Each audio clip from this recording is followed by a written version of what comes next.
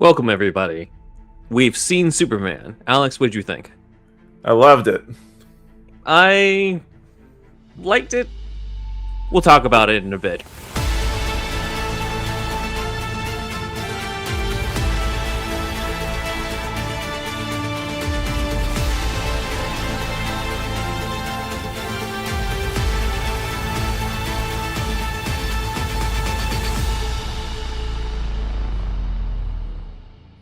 Welcome to Superhero Stuff You Should Know. I'm Ben Wan, and with me, as usual, is... Super shit. What Maybe does that not mean? As usual. Yeah. I don't know. Welcome, Alex. Welcome. Wait, hold on, Yeah. hold on. Before we do that, I wouldn't feel right if I didn't fully commit to the bit here. Mhm. So there we go. Gotta let me get the full. There we go. Got the full symbol for you guys right there. So I'm gonna Nice. take this. I'm gonna take this thing off. A full super shit symbol. Yeah. I was wondering, I'm just like, I haven't seen you in a button-up plaid on recording before, but you know, okay. Yeah, That's how you wanted to do. wondering if you were going to be like, why are you dressed like this? Yeah, now However that you we want to can, do it. there we Yeah. go. So, as right. we talked about, we've seen Superman. We're going to start off with our non-spoiler thoughts for those who haven't seen it or are on the fence about seeing it, and then we'll do a quick break and go into spoiler deep dive stuff. So, I figure I'll go first on my thoughts, since as we can kind of tell, we've got a Siskel and Ebert thing going on. We don't have that big of a disparity, I think, but We're not going to say who is who here. We're not going to play that game. We're not going to say which one is Siskel and which one's Ebert. But I figured you'll go after me so that your love for this movie can lift us back up in case I make people feel like a downer. I don't think I will, but we'll see. But yeah, the best way for me to sum up my thoughts as a fan, non-spoiler, is that meme from Rogue One of Ben Mendelsohn. We were on the verge of greatness. We were this close. That was how I felt about it. Because, and Nicholas Hoult even cited this in interviews as sort of one of the intentions, which was hoping that this would be a movie that would make you walk out with some hope for humanity and helping your fellow man, of embodying Superman. And I'm not saying that it's nowhere near close. Like it goes for it. It tries to go for it, but for me, it does fall short of it. It's definitely much closer to it than the recent past. So I will give that for the credit, but it does fall short for it for me, because unfortunately it does have a lot of elements, a lot of characters, a lot of story points that all felt very thin to me. I felt like it was lacking the depth that I was looking for. I thought many of the characters were either underdeveloped, or the character development that was in this felt bare bones. And because of that, I didn't feel as much of the emotion to it as I wanted to, outside of the humor and the spectacle of the action. And I wanted more of it because I liked what I was seeing. I liked the cast. I liked the general direction. And I'll go more into the positive stuff as we go further. But I wanted to feel more inspiring, and it had a lot of elements that all kind of hit equally lightly to me. But I would have preferred it if it had a little less elements, less characters, less subplots, so that the remaining elements would hit harder. And again, that doesn't mean that I hated it. Overall, I did have a fun time. I do feel optimistic about James Gunn's DC universe. I feel like they can explore these characters deeper in other installments. I'm not going to say like, oh, like it sucked from the get-go. Like, no, it doesn't. I want to see more of this universe. I'm genuine about that. But it does feel like there's room for improvement here. And I think a lot of it that I did like was the fact that we do see elements of stuff we've wanted to see for a while, or wanted to see come back in terms of a cinematic Superman. We've got Superman having that sort of charming, aw shucks sincerity to him. We got Lois has her spunk back. It feels she's got that tough personality. You've got Jimmy Olsen playing a major part and being fun and likable to follow. You've got Lex Luthor, who's close to that post-crisis archetype that we wanted and that we got from the TV shows, but weren't getting yet in the movies. And Alfie says hi for everybody. All the base characteristics are there. Everybody vote for Alfie to be Streaky the Super Cat in Supergirl, everybody. He's got the orange catness down. Call us, James Gunn. We're here. Yes. So, but yeah, all the base characteristics are there. The personalities are there. There wasn't, and I'll give the credit to this, there wasn't really a character that ever felt off in characterization or overly watered down, or things are like, that's a weird choice. Why is Superman stalking Lois with her ex, like in Superman Returns? Like there wasn't really anything that was like that, right? Thank But God. thank God. There wasn't that. There wasn't neck snapping. There just wasn't other things that in the past have been like, oh, like if it only wasn't for this, or like, wow, why did they even think to do that? There was nothing like that, and I'm glad for it. The personalities are there, but it was missing an impact beyond that surface level for me that I wanted. And maybe I was asking for too much, but it feels like, to me, it's a shame. As one of the promising things about bringing James Gunn on the level, in terms of being the director and writer for this, is that I know he can bring that emotion. I know he's known for humor, but the standout moments of his comic book movies, to me, are never really the humor so much as just the emotions or the poignancy, or finding out more about a certain character. In even before he was part of the Marvel universe with Super, I thought the final scene, not to give it too much away of the final scene if you haven't seen it, but it sort of sums up what, like, the point of all of this guy's actions was for. And it's super emotional and poignant, and really brings the whole thing together. And then in the Guardians movies, yeah, they're known for the humor, but to me it was always stuff like finding out where Star-Lord's name comes from his late mom. It was what happens to Yondu's death in the second movie. It's Rocket finally calling himself Rocket Raccoon in the third one. And I was looking for a moment that was like that in here, because I know he's done that. And it was frustrating, as I feel like there was attempts, there was elements and intentions there, yet I never quite got that type of moment for me. Again, we got close. There was potential. I didn't think we got there. And I think part of that is it feels overstuffed to me. But you also got to give Gunn credit for his ambition, as it does have a ton of characters and elements, but it also feels super comic booky. It feels really Silver Agey at times in a way that we've never seen before. So you got to give him credit for the ambition, but I also feel like there's not enough room for the elements there for it to breathe, or for us to really get to know some of these other characters on a deeper level beyond the personalities, the base personalities that was there. I wasn't initially concerned about there being too many characters, as we've seen a good balance of that before. And I think Gunn was right in, I'm paraphrasing here, but at one point he kind of brought up that supporting characters and capes aren't that much different from supporting characters from other movies and other non-superhero movies, bringing up like there's less speaking roles here than in Oppenheimer.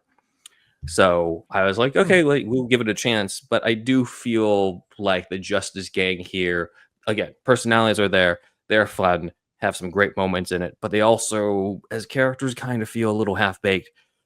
They don't really evolve or grow as much as fans are speculating in terms of how they relate to Superman's thing. And maybe we were setting ourselves up for that in our speculations. But it's this weird feeling, because they're definitely a notch above feeling forced. Like they don't feel like they were forced in to set up another movie.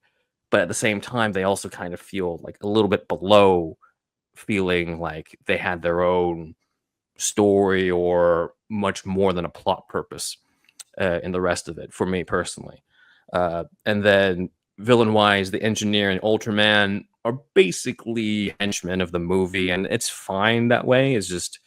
It's not a spoiler to say Engineer's from the Authority in the comics. And it seemed like they were potentially setting her up for the Authority movie, but it didn't really get me that interested in seeing more of her, honestly. Do you know, like, without going into spoilers of anything, this isn't really a spoiler. This is more just a comic book thing.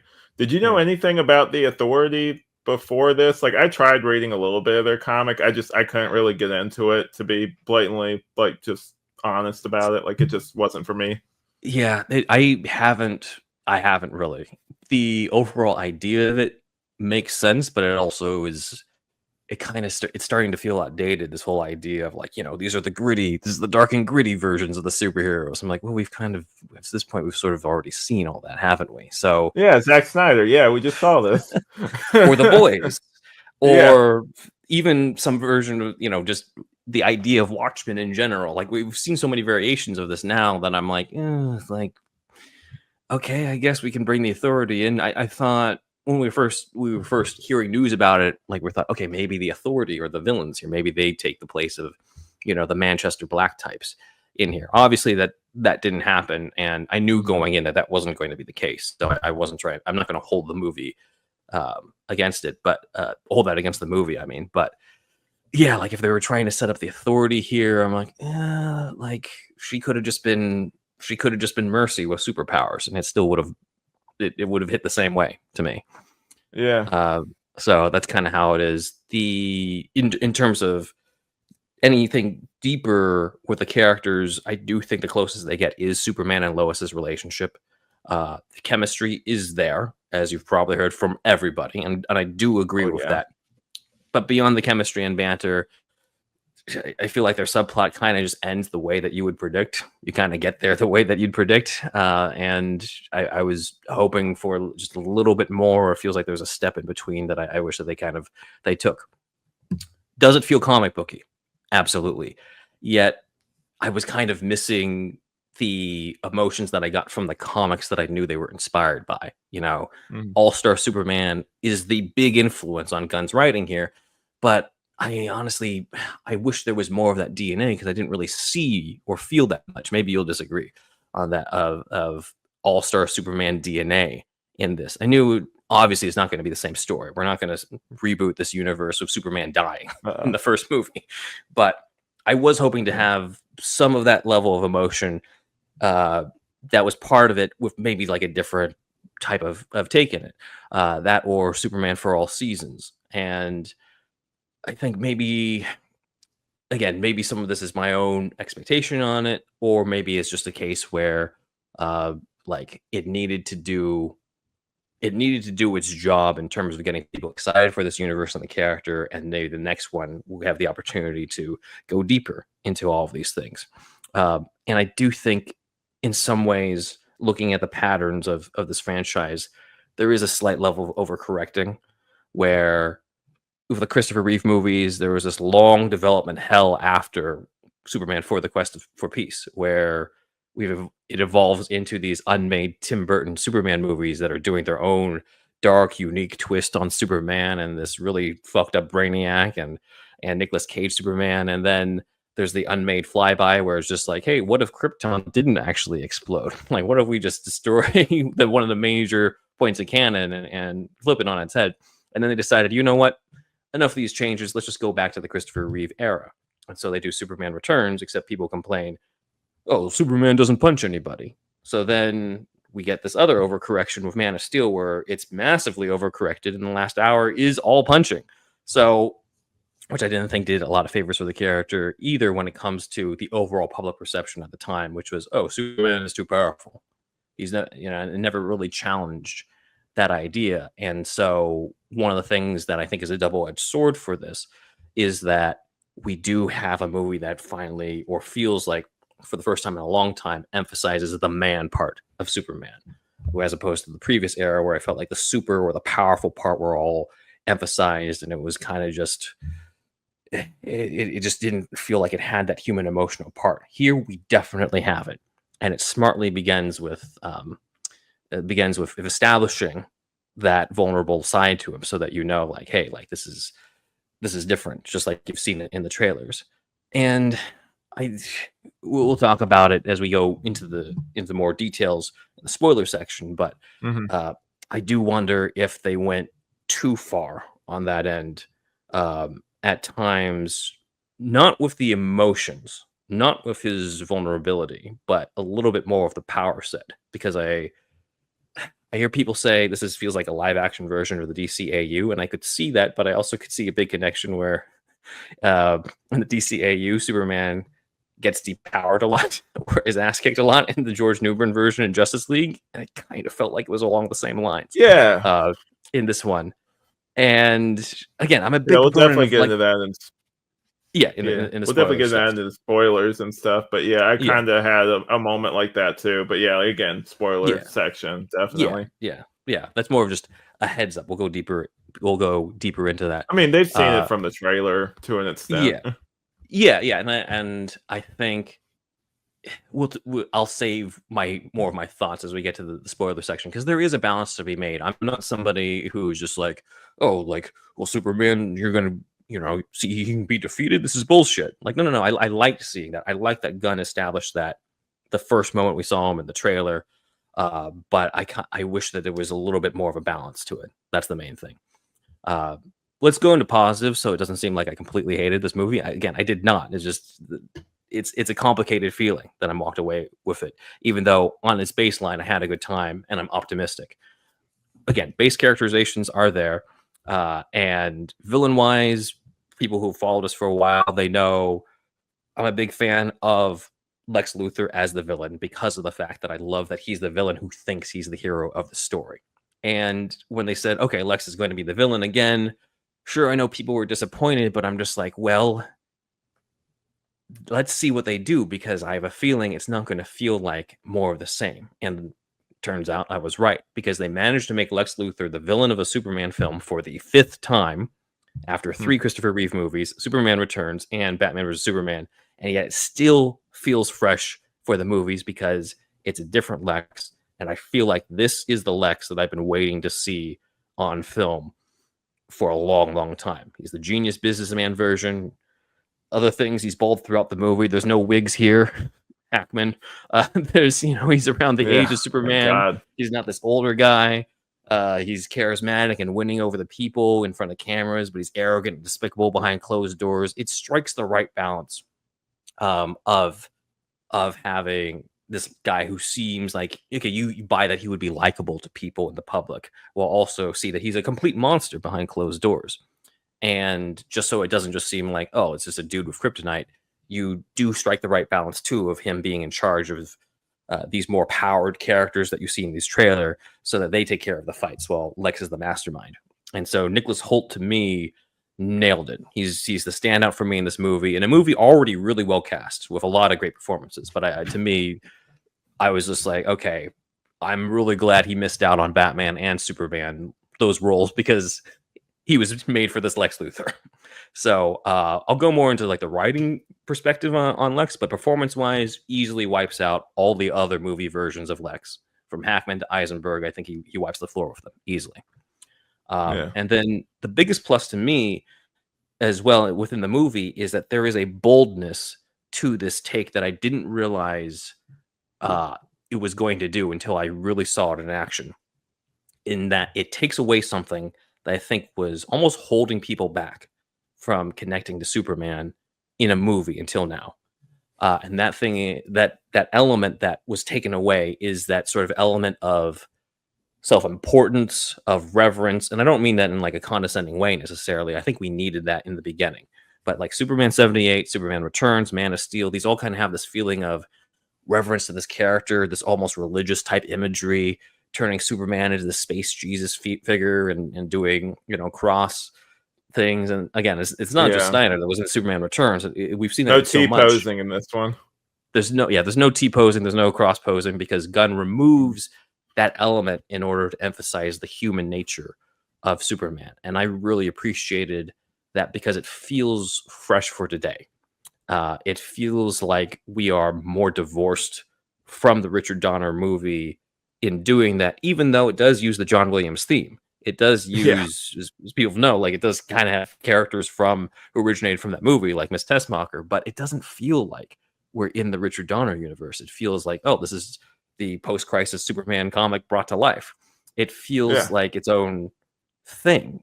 Even Man of Steel was basically the first 2 Superman films through a Dark Knight trilogy look and tone. But here, it does its job in emphasizing the human, the man part of Superman, making you get to know him as a human being, because he basically is, when it comes to his heart and soul, maybe he isn't physiologically, but from his heart and soul, he's a human being. He grew up here. Getting to know he has flaws in that he is naive or expects other people to be just as compassionate as him, or he's emotionally reactive, as we've kind of seen in the trailer. And that's something that's been missing in the movie versions for a while, I feel. And David Cornsweet nails it when it comes to that. This Superman has personality. Everyone here has a personality, really, but Superman really needed one, I felt. And there was some backlash online to some early clips and trailers of like, Superman shouldn't be this angry, Superman shouldn't be this reactive.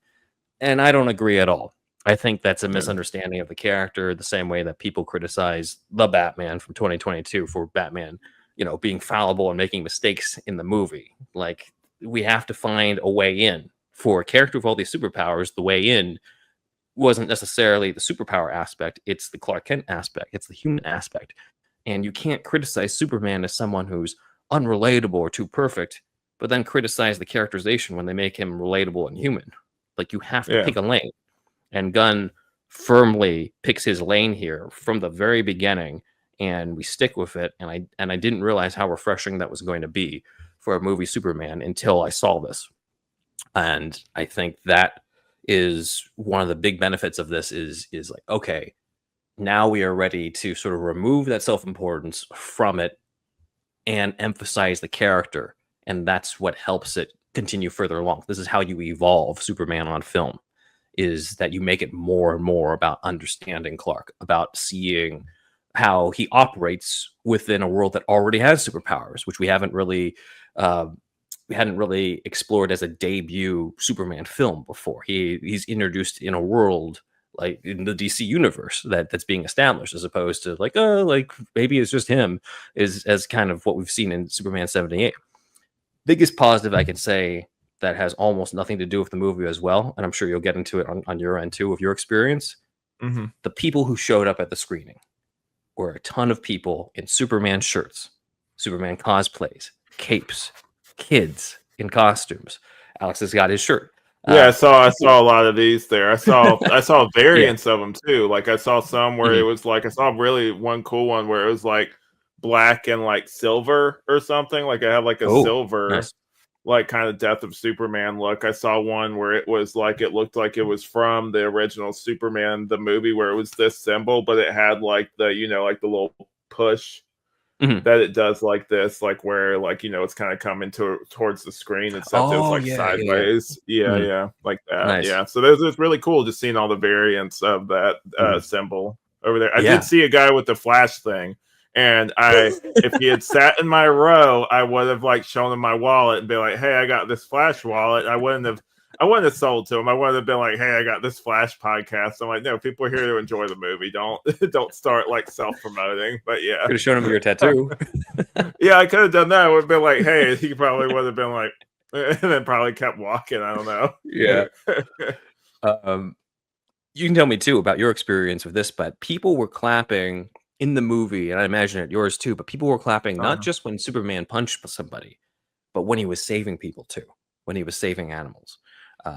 Specifically, and that was really cool. The fact that kids show up in costume to see this movie where things are fun rather than dour is a huge step up, and we've been missing for a while, because I'm just like, how is it that this is, I don't know how many Superman movies I've seen in the theater, and this is the first time I've seen this many people this is excited and dressed up for it. You know, gone is the cynical sentiment that, oh, Superman can't exist in our world, he's too outdated. You know, it's Superman was never real. We're seeing a resurgence, to be true to the DC universe, a rebirth, right, of this love and enthusiasm for the character. That, I haven't seen this much enthusiasm for Superman in years. It almost just feels like they brought him back, even though technically he has been on screen and has been in movies in the last 10 and 20 years. It's not like he's completely disappeared, but there's something about the comeback. He's been here for years.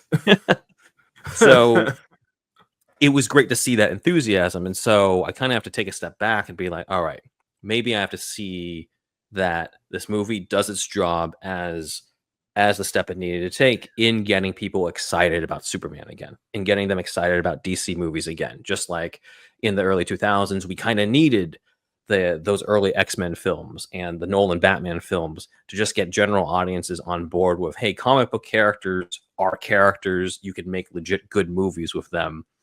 It doesn't have to be all campy. But it wasn't quite at the level of being fully embracing the comic book elements like we would get to see in the MCU and later on. It needed that intermediary step, and here maybe that intermediary step is getting them excited about Superman, getting them excited about DCU, so that now the next one can now more fully explore the stuff that I wanted to see, and can be, a sequel that surpasses the original and completely, continues to build up what we've already seen and help realize this more and more to its potential. So maybe it's not the one I wanted it to be, but it's a step that we needed to take to get there. So overall, it is still a thumbs up. We'll go further and further in the spoiler territory in terms of different positives and negatives, but it is a thumbs up for me. All right. So for me, I know you mentioned the whole thing with like seeing kids and kids finally enjoying it and everything. And I had the opportunity. There was like, because randomly people just pick seats. Like I was in the IMAX thing, and there was like a dad and his kid that were sitting like right next to me, and the kid would like get really excited and everything, and like certain scenes or like the scene, like there's certain scenes, like obviously it's in the trailer, Jonathan and Clark, like that scene, like the kid like kind of leaned against his dad and the dad like kind of threw his arm around him and everything, and just certain scenes like that you could really tell it's really nice, and that seeing a kid get really invested and really involved in this, because like we do enjoy these things, but at the end of the day these things are like ideally they're for kids too, like kids should be able to enjoy them. They're like family things, like kids should be able to enjoy these things. And so I'm glad that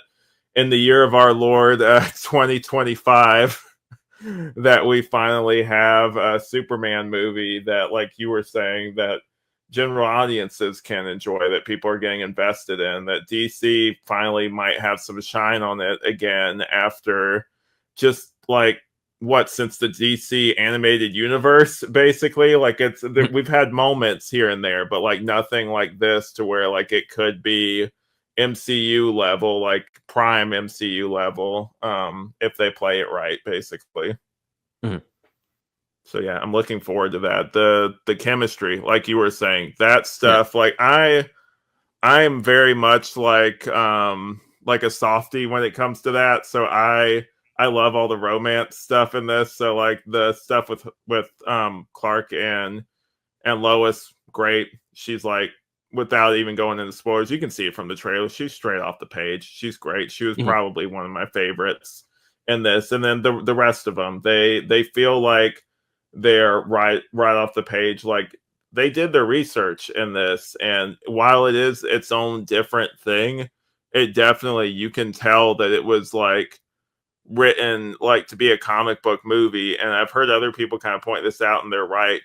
Other Superman movies have been like Superman, but like through like a filter, basically. It hasn't been like Superman and like as like from the comics, like an adaptation of the comics. It's been Superman, but if he was Jesus or something, or Superman, or Superman if like with the Man of Steel stuff, Superman if it was like a Close Encounters movie or something. Like it's never been just, hey, we got all these comics in the back here, why don't we just try to adapt some of these and like make it seem like those. Like this felt like comic book Superman, and like definitely like what, like human. Like people are always saying, oh, I can't relate to him. I can relate to this guy. This guy gets more flustered, I think, than I do, or more, kind of irritated. But like with everything on his plate, I get it. Like, and seeing him act human like that, but there always being a line is great. Like it's, I don't know. Like there is definitely like, they play certain things differently. There's a way, like I've always said this, and people have a problem with Superman getting angry. I'm like, I mean, Superman and Lois had Superman getting angry, and that was fine. Like it's, even then, I would say that the Superman in this movie is probably a little bit more in control of his emotions than like the Tyler Hoechlin was during certain scenes in Superman and Lois the series. I'd probably say, I don't know. But yeah, like I don't know. I never had a problem with it with Hoechlin either. And Hoechlin's my favorite. Yeah, mine too. It's like I don't like it was fine. Like it's it's he's human. He's gonna get mad, and like clearly if you're under scrutiny like this all the time, like and especially if you're not used to it, you're gonna kind of react a certain kind of way. And this is a Superman, without going to spoilers, that is experienced, but isn't as like fully like formed, like he is fully formed in that like he knows who he is and everything to an extent, but like he, he still has some work to do. Basically, he still has some stuff to figure out. Yeah, I do think it's a similar starting point to the Batman, where it's just like, okay, we're not seeing the origin again, but it's still kind of him early on in his career, and he's learning, he's evolving with the job a little bit, but all the base stuff that you would associate with Batman is already there. All the base stuff you associate with Superman is already there. You don't need to see him discover the Fortress of Solitude or meet Lois again or all that stuff. We've skipped all that. Yeah. And I definitely liked all the, I know you said this movie felt cluttered. I think that or like felt like a little overcrowded. I will say that there was a lot going on, and I had to kind of focus, focus in, just because there were so many different visually, like there's a lot going on in this movie, but I think that he's able to balance it. Like I never had a problem keeping up everything they chose to do with the like just how that I felt like the Daily Planet staff and the superheroes, because that was the biggest thing out the gate, is people were worried that the superheroes, all these characters and stuff would overwhelm the plot and you wouldn't get any Daily Planet staff stuff. You get it. Like you get them in there, you get a good feel for them. I think everything is like perfectly balanced for me. And I think also it's a universe. You're going to get more stories where they can kind of, like focus on these characters and give them more later. This is kind of a just, we're establishing everything in this one. But yeah, like overall, I would say I loved it. I thought it was great. For me, I judge stuff off if I get an emotional reaction from it, as in terms of if it's good or not. And I definitely got, I think I was telling you, I teared up a few times watching this. And so like it was, it was great. So I guess that's overall how I feel. I didn't really, a lot of my stuff is going to be spoiler section, because a lot of it, I'm kind of trying to dance around stuff here to an extent. And also, I know that my co-host Brady is listening to this right now, so I'm trying to definitely not spoil anything for him. I know, Brady, you're gonna wait to watch it. I respect to you, dude. He's gonna wait a while to watch it, but yeah. So anyone out there, we're gonna try to not, because the internet's a dangerous place right now. People are just posting spoilers online, so you're in a safe space right now. We will let you know when we start getting into spoilers. So yeah.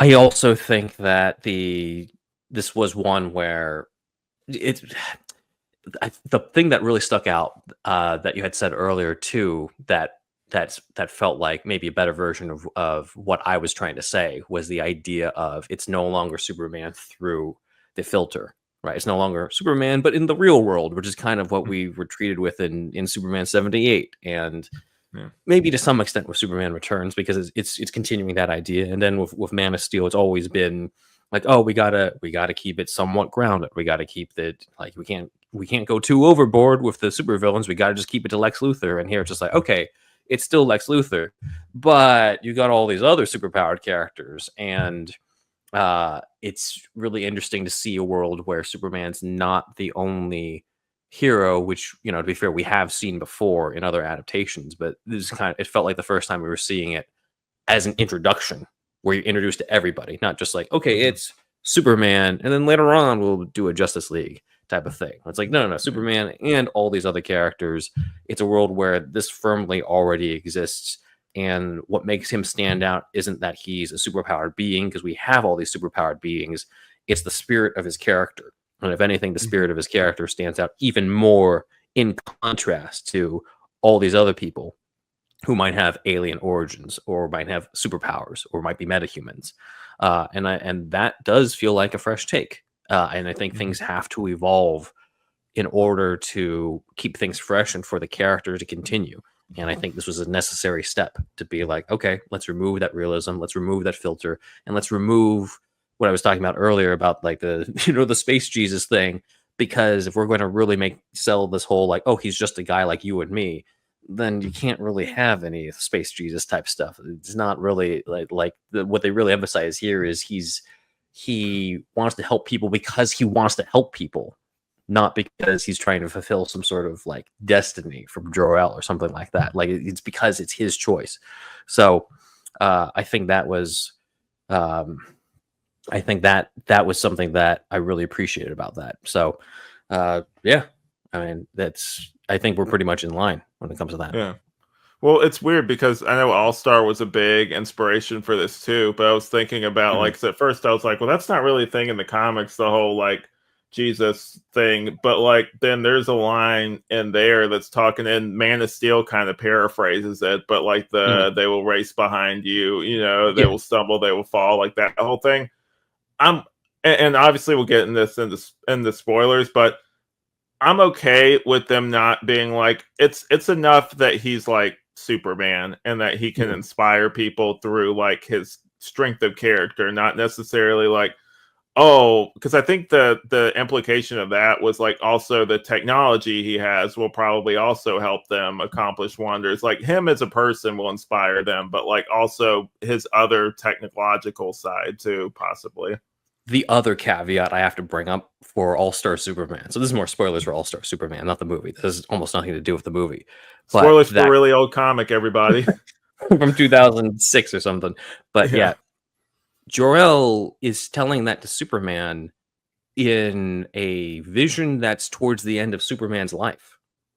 It's about the legacy Superman's leaving behind. It's not, here's the reason why I sent you here. Like in the context of All-Star Superman, it means something completely different compared to what they repurposed it in Man of Steel. And it still works in Man of Steel. I'm just bringing up like the original context of it is not really the same thing, at least the way that I had read it when I first came across that. Because I remember Man of Steel, people were bringing up like, oh, they do the whole like they will stumble, they will fall thing, and that's from All-Star. I'm like, okay, awesome. And then I'm reading All-Star, I'm like, wait, where's the Jor-El part? I haven't gotten there. And then suddenly, like, it's like towards the end of the arc where he has like this sort of conversation with Jor-El, where it's Jor-El in this, it's like this weird thing. 'Cause, you know, it's Grant Morrison.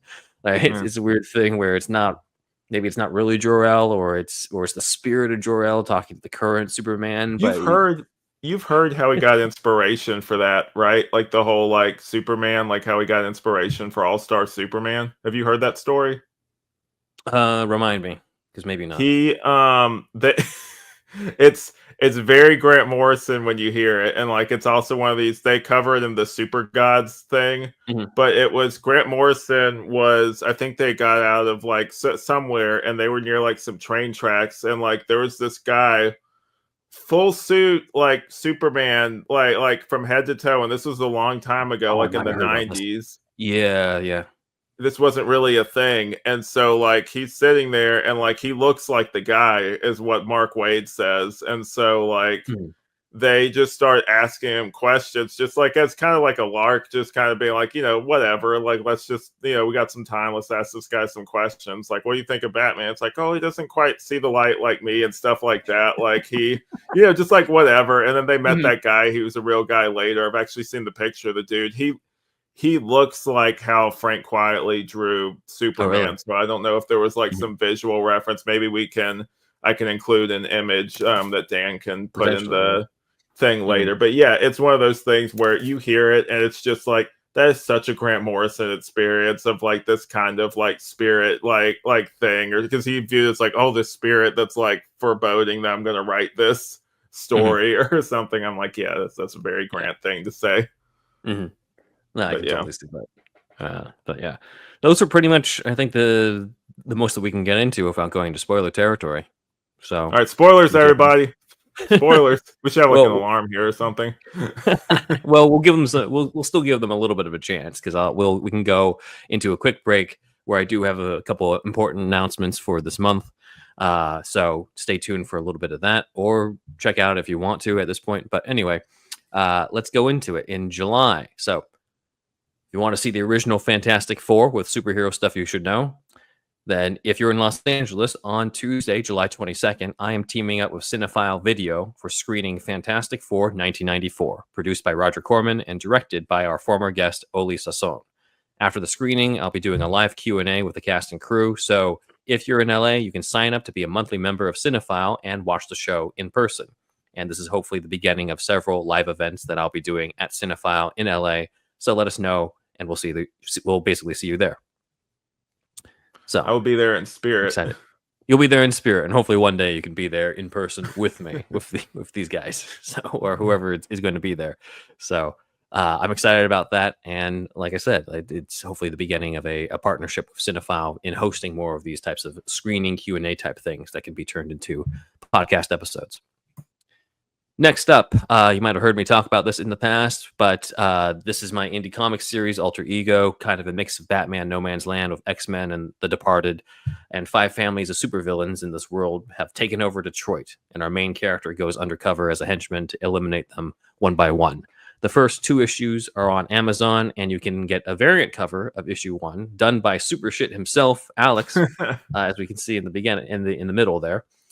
And now I can say that issue number 3 is coming out this month, where my main character, Jace, gets to move forward with his plans to manipulate the supervillains against each other, as you can see with the chess pieces that are moving around. You guys who are very familiar with Batman comics might also sort of recognize this is a little bit of a homage to a certain cover, but let me know if you recognize it. Issue 4 as well is also in development.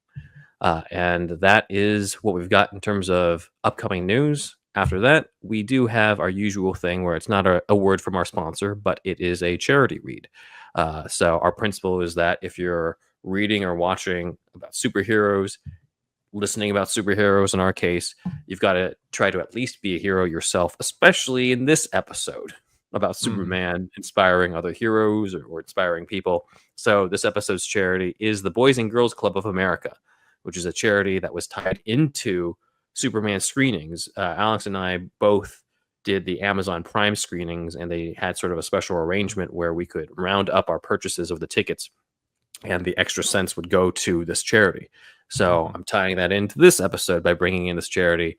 Their mission is, quote, to enable all young people, especially those who need us most, to reach their full potential as productive, caring, responsible citizens. So they provide mentorship, they provide different like sports programs, they provide whatever nurturing they need to help kids, especially in underprivileged communities, and help them sort of reach their full potential. So please support them at www.bgca.org/ways-to-give and be a superhero. I think that. Let's go into spoilers. Not like this is a huge spoiler, but here's a Superman suit. But I figure we could start with something that I know you want to talk about in the beginning of this movie, which is the opening crawl. Oh man, that I heard about it, right? And they described it as a Star Wars like crawl at the beginning of it, and I was like, okay, it's what's not really this a crawl; be? it's just text. But go ahead. Yeah, it's just text, and it's if you've seen the beginning of the obviously, if I assume if you're watching this, either you don't care about spoilers or you've seen the movie, and so they have like the Arctic, like how the trailer starts basically, and you're just getting like an update, but like it's like talking about just like I'll get into what it's talking about in a minute, and I'll just go into my feelings on it. It's like the whole thing of it is I think that you didn't really, one, either you didn't need that text, or 2, you could have shown it visually. Basically, the short of it is it's saying that Superman has been active for 3 years, and this is the first time he's been like beat basically, and then like there's some other stuff about like how he crash landed to Earth and everything, that kind of thing. But it's that's the gist of it. And I feel like and other people came up with this, and I was kind of disappointed they didn't do this. And now, with the spoilers we do know now, I kind of get why they didn't do it this way. But it was right there, man. You could have done either a Superman and Lois or an All-Star thing, where it was like, dying planet, kindly couple, that whole thing at the beginning, and that would have been an easy way. Or if you wanted to show some of this, just go old school with it. Like, just have like. Like maybe if you wanted to get artistic with it, have like some painted, you know, whatever of like him like showing up and everything. If you wanted to do like an old style, like, you know, credit intro where it was showing you like visually some of this stuff, basically. Like, I I don't thought know. you were going to say bring Action Comics #1 to life with like the baby lifting up the crib and stuff. But It's that looks horrifying, man. They need to bring that in.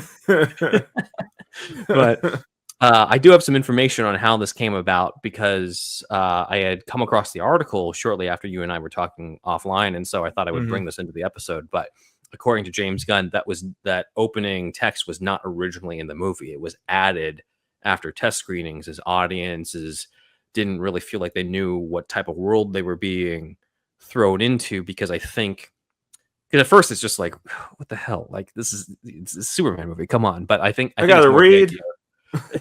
I think it's more of the idea of, like we've talked about before, Superman 78. Superman, the idea of Superman is so crazy to people because there's nobody else in existence that's like that. Man of Steel, something similar. Batman Begins, even, like Christopher Nolan wanted his Batman separate from anything else, did not allow Bale to be a part of a Justice League type of thing because he didn't like the idea of him existing in a world where some other people also made a choice to put on a costume. As he felt it would take that away. I have mixed feelings about that in the sense that, like, there is a lot of emphasis in Batman Begins on terms of him choosing that costume persona. On the other hand, I am completely on the side of James Gunn in the DCU, where it's just like the more inclusive you are of characters, the richer your universe, as opposed to being completely exclusive and being like, that's not going to work. That's not going to work. That's not going to work. So I think it was fine for that time, but we're way past that now. I think we've evolved. I think we need to evolve. And so we are now in a world where metahumans, as they say in the text, have existed for 3 centuries. And it's similar to the actual tapestry of the DC universe. You know, Themyscirans, Atlanteans, the JSA, Jonah Hex, like all those things are, you know, now on the table as having existed in the same timeline, which is great. But I think maybe those test audiences who were just seeing the shots of the snow and didn't have that opening text, they were kind of just expecting, oh, like, it's, again, you know, Superman, just like in the Christopher Reeve movies or just all the other movies where he's the main hero. Who the hell did they get for these things? I don't know, but who the hell did they get for these test screenings, man? Like, it's like some of this stuff, I'm like, it's kind of like the Electoral College to an extent, where it's like, is this necessary anymore? Like, I don't know. I think people know enough about movies, like, where it's just like, half the time, like, sometimes, yes, these notes are good. Other times, I'm like, I have a little bit more faith in your audience. Just because some idiot in the audience that you just pulled off the street was just like oh, I don't get this. Why is Superman? It's like, just watch the damn movie. Like, if you watch past this scene, it explains everything. Like, give it a minute. Like, it's just like, it's like in Star Wars. Like, if they had a test, I'm sure they did have a test screening, but they had test screening back then, and then you had all this. It's like, wait, what the fuck? Who is this guy? Who's this Darth Vader? Like, what is this? Like what's this ship over here? Like, what? Who's this old guy? It's like, give it a minute. Like, people, like, I don't know, man. Like, it's like, you didn't need this. And now that you told me that, I'm like, yeah, that was my biggest complaint, because it just felt like so like they just wedged this shit in. Like, it was just like, oh, they won't fucking get it unless you put like a bunch of stupid text. Well, apparently they didn't. Explaining them like they're babies. Like, it's explaining them like they're babies. Like, oh, they won't get it. It's not like we have like an MCU or something where there's like multiple like people, or like a before this, the Zack Snyder universe, where you had a bunch of different people in the Justice League and everything. It's like, did these people ever see any superhero thing, or where'd you pull these people? Someone's grandparents or something? They never seen this stuff before. I like that we're trying to talk about a movie that's supposed to regain your faith in humanity, but so far all it's done is question humanity and people's intelligence. I'm like, Superman in that one scene, it just pissed me off, man. I'm about to go and start throwing some desks around or something. I do really love that we've reached a point where it's like, hey, like, people have already gotten origin stories. They've gotten to the point where superhero movies, we accept these as legitimate movies. It's not just like feeling like one-dimensional characters just punching each other. Like, we get these characters. Now it's like, okay, you've seen superhero movies? Cool. We can get right into it. We already have this world established. We're not questioning shit anymore in terms of like, well, like it seems like kind of goofy about a guy with a, you know, there's also a guy with a ring in this world. Like, no, we're already deep entrenched into it because this is from James Gunn, who made us accept a raccoon and a talking tree and made us love them and feel emotional about them. So, of course, that it was going to work this way. I don't have as big of a problem with the opening crawl as you, but I do agree with the general idea of this would have been really cool to have watched rather than read.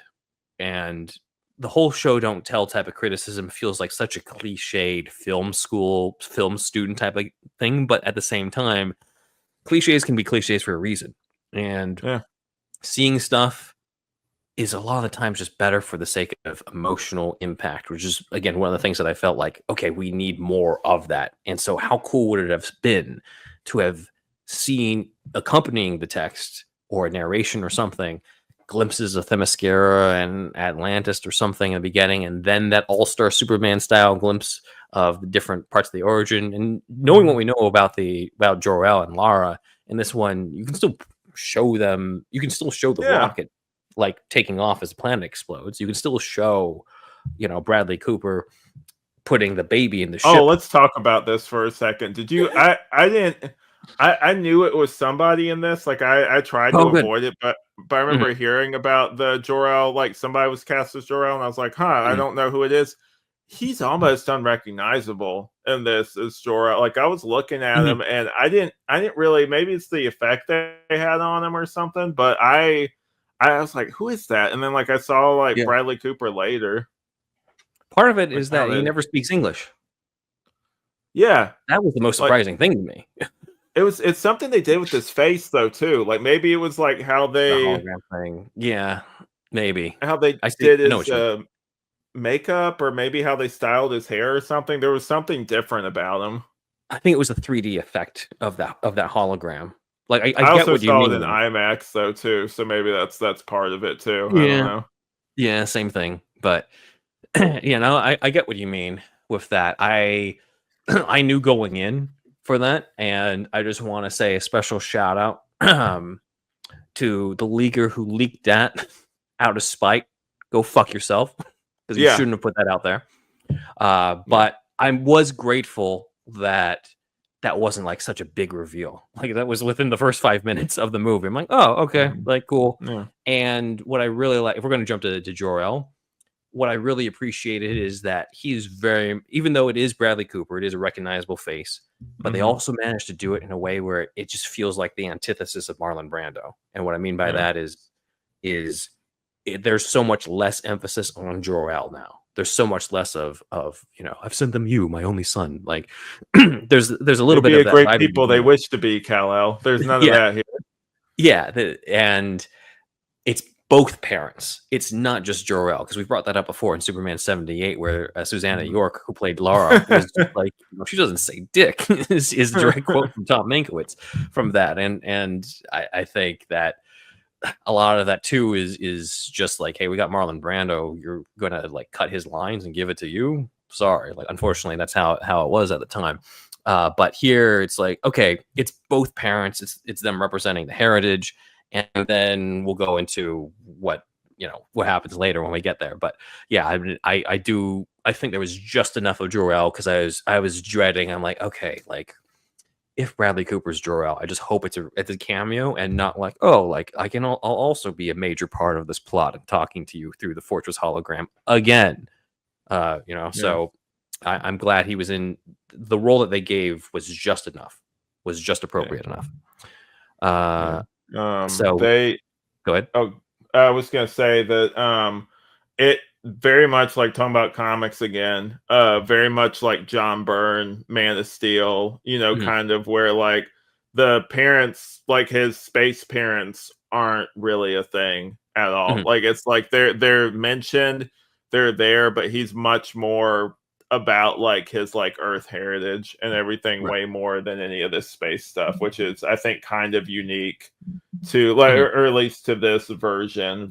Well, I mean, Smallville also there's definitely some similarities we'll get into Mhm. in a bit with Smallville, but early Smallville very much like he very very distant, like he kept like all that stuff at arm's length, like all that Kryptonian heritage Mhm. stuff. So I guess that's the closest comparison point. Maybe a little bit of My Adventures because he barely has a Yeah. relationship at least now Mhm. with his space dad, but Yeah. like I liked it. Yeah. Yeah, again, I really appreciated it. I know that Gunn had originally brought up, oh, it's about the conflict between his Kryptonian heritage and his human heritage, and we do get that, but I'm glad that it wasn't to the point where it's just like, okay, now we're once again deeply entrenched in Kryptonian heritage when Cal has no memory of that, unless it's Mhm. absolute Superman, which this obviously was not. But like he has Oh, I'm no still memory of. reading that, man. It's been pretty good so far. I'm Yeah. still I'm still diving into that. It's a cool idea, but that's I'm just like, okay, if there's a version where I'll be okay with Krypton taking up so much time in the story, it'd be a version where like Cal has grown enough where it makes an impact on him, uh, as opposed to just what I've complained about in past episodes, where just like, okay, do we really need to spend so much time on an incident that this kid doesn't even remember? Like Yeah. it's not going to Actually, inform on him psychologically.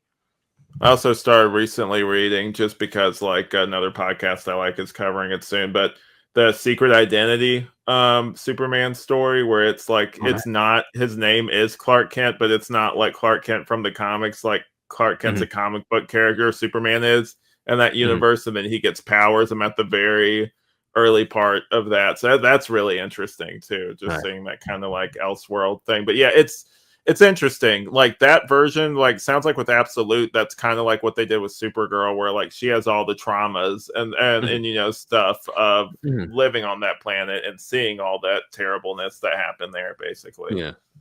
Yeah. Yeah, for sure.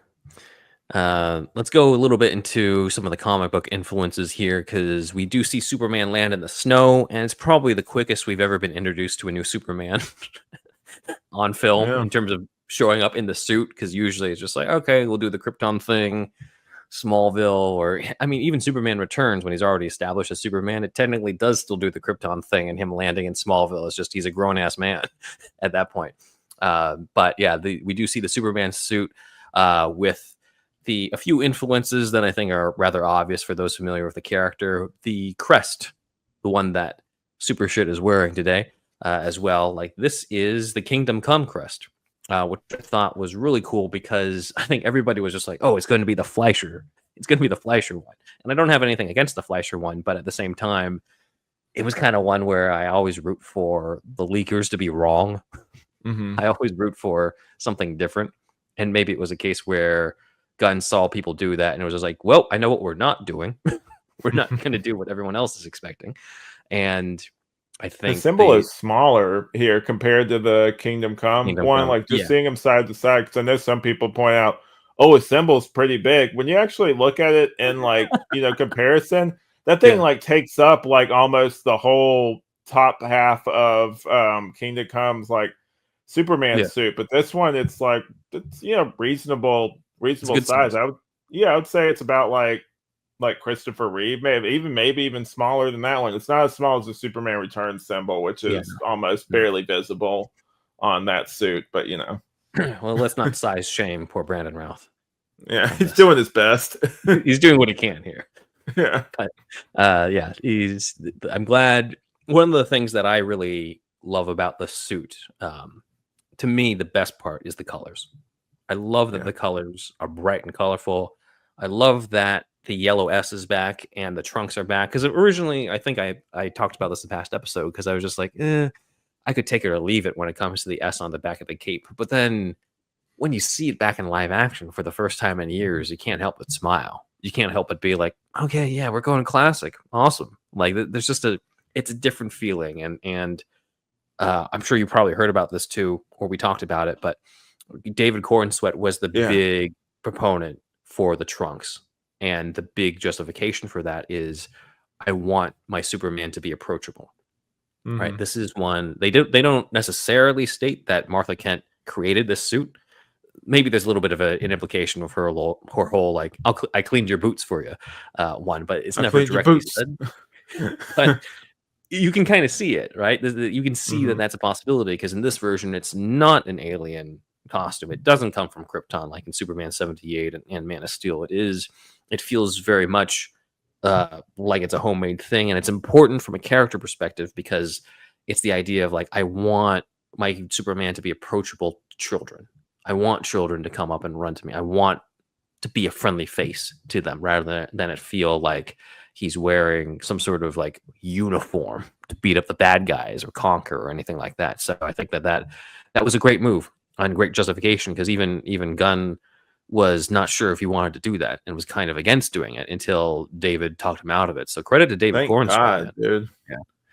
Yeah. Because it looks good. Also, because the other thing is like the other superheroes in this, they have like a lot more of, I would say, like uniform kind of like whatever. And I'm like, it also just from a pure, and other people brought this up too, from a pure design aesthetic, it breaks the colors up. Like you got to put something there. So like my thing is, if you're not going to put trunks there, at least have it to where maybe it's like some sort of smear effect where it goes from blue to like red or something. And maybe there's like, you got to put something there. Otherwise it's just, it's too one note basically. Yeah. I feel like if they remove the trunks on this, we would be like, oh, if only they had the trunks, right? Oh, like it would look weird. I'm sure there's somebody who's done some fan art and photoshopped it, but it just doesn't, of course. I don't think it looks good. The lines people brought up, the lines are kind of similar to the New 52 Superman suit, and I'm not a huge fan of that in the comics or on this suit, but it also wasn't one where it completely distracted me from it. It's not my favorite Superman suit, but it's also not one where I was like, oh man, if only they did this, this, and this the whole time. Because sometimes you do that with different superhero costumes, or you just think like, oh god, why did they put him in that? But here I'm just like, no, it's a Superman suit. Like I got no heavy complaints on it. The wrinkles aren't also, I've heard like with the final film, I didn't really notice, but they kind of removed a lot of the wrinkles and stuff in the suit. I didn't really notice. I was kind of just enraptured in the movie, but that's what I've heard online. Yeah, and I think some of that is just, it's the effect of the internet. It's the effect of like everything gets so fucking scrutinized. Every single little thing gets any shot, anything where you can pause on a YouTube video and look at it till you hate it, basically. Yeah, that's what they do. It's they like look at it, they're like, I'm such a big fan of this and this character that I'm going to look at this till I can find a problem with it, and then I hate it. Yeah, because there were some shots in the trailers or clips where I'm just like, okay, maybe that looks a little wonky, and then I saw it on the big screen, and it's like maybe a second, and I'm like, okay, like it went by so quickly that I didn't even think about it, as opposed to somebody's screenshot and whining on Twitter about it. Like it's a different effect. Then he gets picked up by, thanks to Crypto, these Superman robots, which everybody called are similar to the Fortress of Solitude robots from All-Star Superman. I know a lot of people originally thought this was a Keelix from the Man of Steel run, but he's never called Keelix. I like the movie version better. These other ones from All-Star kind of look creepy a little bit. Like they kind of have like these like skull-looking faces. Like, I don't know, the ones in the movie look a little friendlier. Yeah, and I also like that they're the colors, right? The colors reflect Superman more because it's got the red on the yellow as opposed to the yellow on the red, which is what we got in both the animated movie, and the comic book version. So I agree. I think it's better. They're also friendlier, like you said. They're friendlier looking. They don't have that skull type looking look to them. So C-3POs, a bunch of C-3POs, basically like heroic C-3POs, I guess. Yeah. And then one of them is voiced by Alan Tudyk, who kind of felt like a combination of his K2SO character from Rogue One with the All-Star Superman equivalent character. Here he's named 4. In the comic, there's a robot named 7 who is kind of like the main robot Superman interacts with, who gets destroyed as well at some point, just in a different context. And then like Jor-El and Lara are in there. Like we've kind of talked about Bradley Cooper already. And what was wild to me, what I wasn't expecting, was the Kryptonian language being spoken out loud. We've had Christine Schreier on the show who tried to do the Kryptonian language as something that was spoken in Man of Steel, and it was cut. But here it's actually spoken out loud, and I believe it's the first time it's been spoken out loud on film. It's been done in TV before. I'm pretty sure it was done on Supergirl, but on film, this is the first time. It makes sense. It's an alien language, and again, it was trippy to hear Bradley Cooper not speak a word of English and just speaking in an alien voice the entire time. That was the thing. Were you waiting on them to like do that thing they always do in movies where like they, you know, have a few words like that, then they like I've heard it, like I haven't seen the movie, but I think it's Red October, where they wrap around the character, then all of a sudden they're speaking English. Basically, were you waiting for that point where like all of a sudden the character was speaking English, or like translated or something? I see what you mean, where like maybe 4 type something in, and then it gets, you know, it changes to English so that the rest can hear it. But we didn't get that, and I was fine with that, and I think it helped. Like it helps solidify the alien aspect of it, and again, it's shaking off the ghost of Marlon Brando. It removes as much significance from a character who doesn't, in my opinion, doesn't really need to have that much significance to Superman, because Cal has no memory of this guy. So one other thing that came to mind too about Bradley Cooper, funny enough, is I remember, maybe you remember this too, in 2013, one of the rumors was that Bradley Cooper was going to show up as Lex Luthor in Man of Steel. Obviously didn't happen, but I was like, okay, well, now he actually gets to be a part of the Superman world in a small way. That'd be terrible casting. I'm sorry. I love Bradley Cooper, but no, that's awful. Don't do that. I don't see it. No. What about Jesse Eisenberg? Oh, good. Terrible. Like who would ever cast him as Lex Luthor? That's an awful decision. Jimmy Olsen. There you go. That's who he should have been. Oh, I don't know about that. Yeah, not the one from that movie, not the one that gets shot. I'm talking about comic book Jimmy Olsen. Yeah, but I still would have liked Skylar more. So Superman does get revived, and he flies off to, you know, they do use the John Williams theme, but it's a remix of it, and it's not, they never really play it in a way that feels like they just replayed a track from Superman 78. Like Superman Returns, I do like the score to it, but it is pretty much like, it's hard to tell when it's if you play the main title, it's hard to tell when it's the Superman Returns version or the 78 version. It's practically identical in the beginning. So I do really like their use of it, and I feel like that's the strongest part of the score, because you know, I am a big superhero score guy, as you guys might know. And if you've been listening to the show for a while, you know that we did a whole episode on the history of the Danny Elfman Batman theme. But outside of the John Williams score, I mean, I'm sorry, this is the least memorable score for a Superman movie in a while. Like, I do, again, really like John Ottman's score for Superman Returns. Hans Zimmer Man of Steel's score is the highlight of that movie to me. But here, other than the use of the John Williams theme, I thought, like, okay, you're probably not going to repeat Can You Read My Mind for the love theme, or thank God, the Lex Luthor theme, but like I thought that there'd at least be something replaceable to it. And you know, one of the other things is we had the Batman with Michael Giacchino, where there's that, you know, there's a theme to each of the major characters. We got a Batman one, a Catwoman one, a Riddler one, and here I'm like, okay, I've listened to the score, the whole thing twice, just in the background as I was typing notes to this on Spotify, and unfortunately, like there were times where I'm just like, oh, this track is really cool, and then I looked and I found out that Spotify had jumped to a different soundtrack. So unless it was the John Williams theme, I just didn't remember it. Random details. You missing his cape in this picture? Am I missing his cape? No, it's the picture. Is he missing the cape, or is it just behind his? I think it's wrapped under him. I think it's just. Oh, okay. I was like, sorry. I was just my ADD. Just for a second, I was like, wait, what's happening here? But yeah, like I hear you. Like I like, for instance, like you're talking about the main score. I was originally going to do a thing where I opened the shirt, where I was trying to think, okay, like what's the theme from this one, because it's not the dun, dun, dun. Like I was going to do that and open the shirt, but I was just like, no, it's like. And I have a hard time. I know it's like part of the John Williams thing, but just over electric guitar, basically. Yeah. Yeah. It's like a very slow version of it.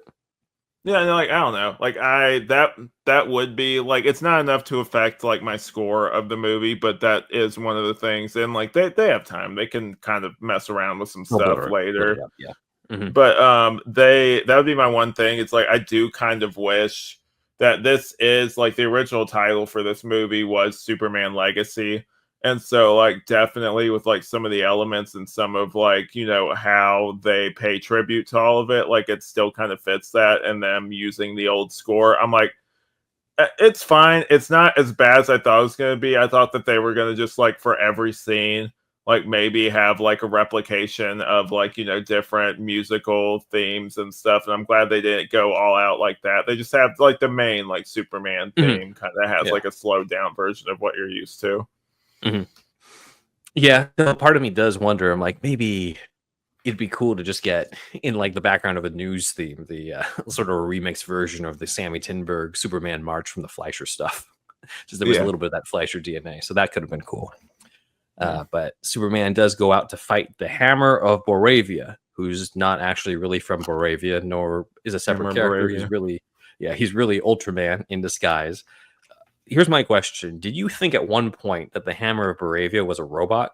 Given the whole like, do 1A, do 2C, and they're like programming. Yeah, like that was interesting. They never kind of fully explain that element to it Mhm, where like it's like a video game where they're like, oh yeah, 2A, two like all that stuff.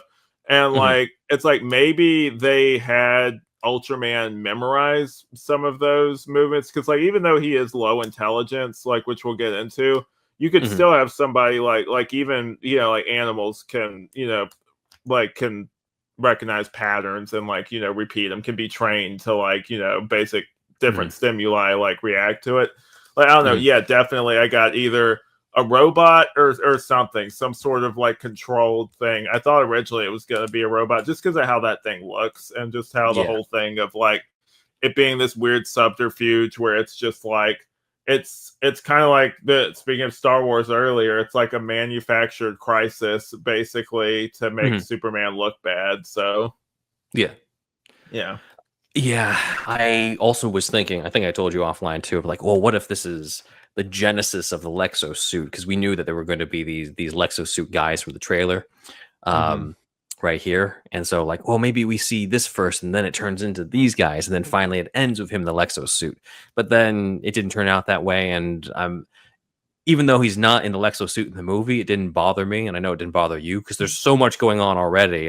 I didn't even think about it until until This later is on. the I'm like, oh second yeah, time, by the way, guys. The second time they've made a figure with Lex in a, Lexo suit, and it's not in the movie. They did it with Jesse Eisenberg, where he was bald and that hmm awesome figure. I wish that shit was in the movie. Like that, yeah, I like know. sucked. I wish that they had something like that in the Snyderverse, but no, we can't. We No, can't do that. It's not Frank Miller or something else like that, so he won't do it.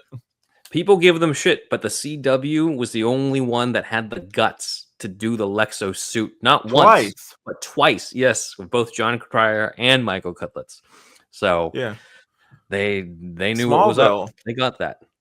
Smallville Smallville had the suit? had a thing where it was teased. Like they had some sort of, it's like a blink and you miss it. Like they had like during his where he was making an army and everything, there Mhm. was like off to the side some sort of like armor or something that they were Hmm. possibly gonna use as like Alexo.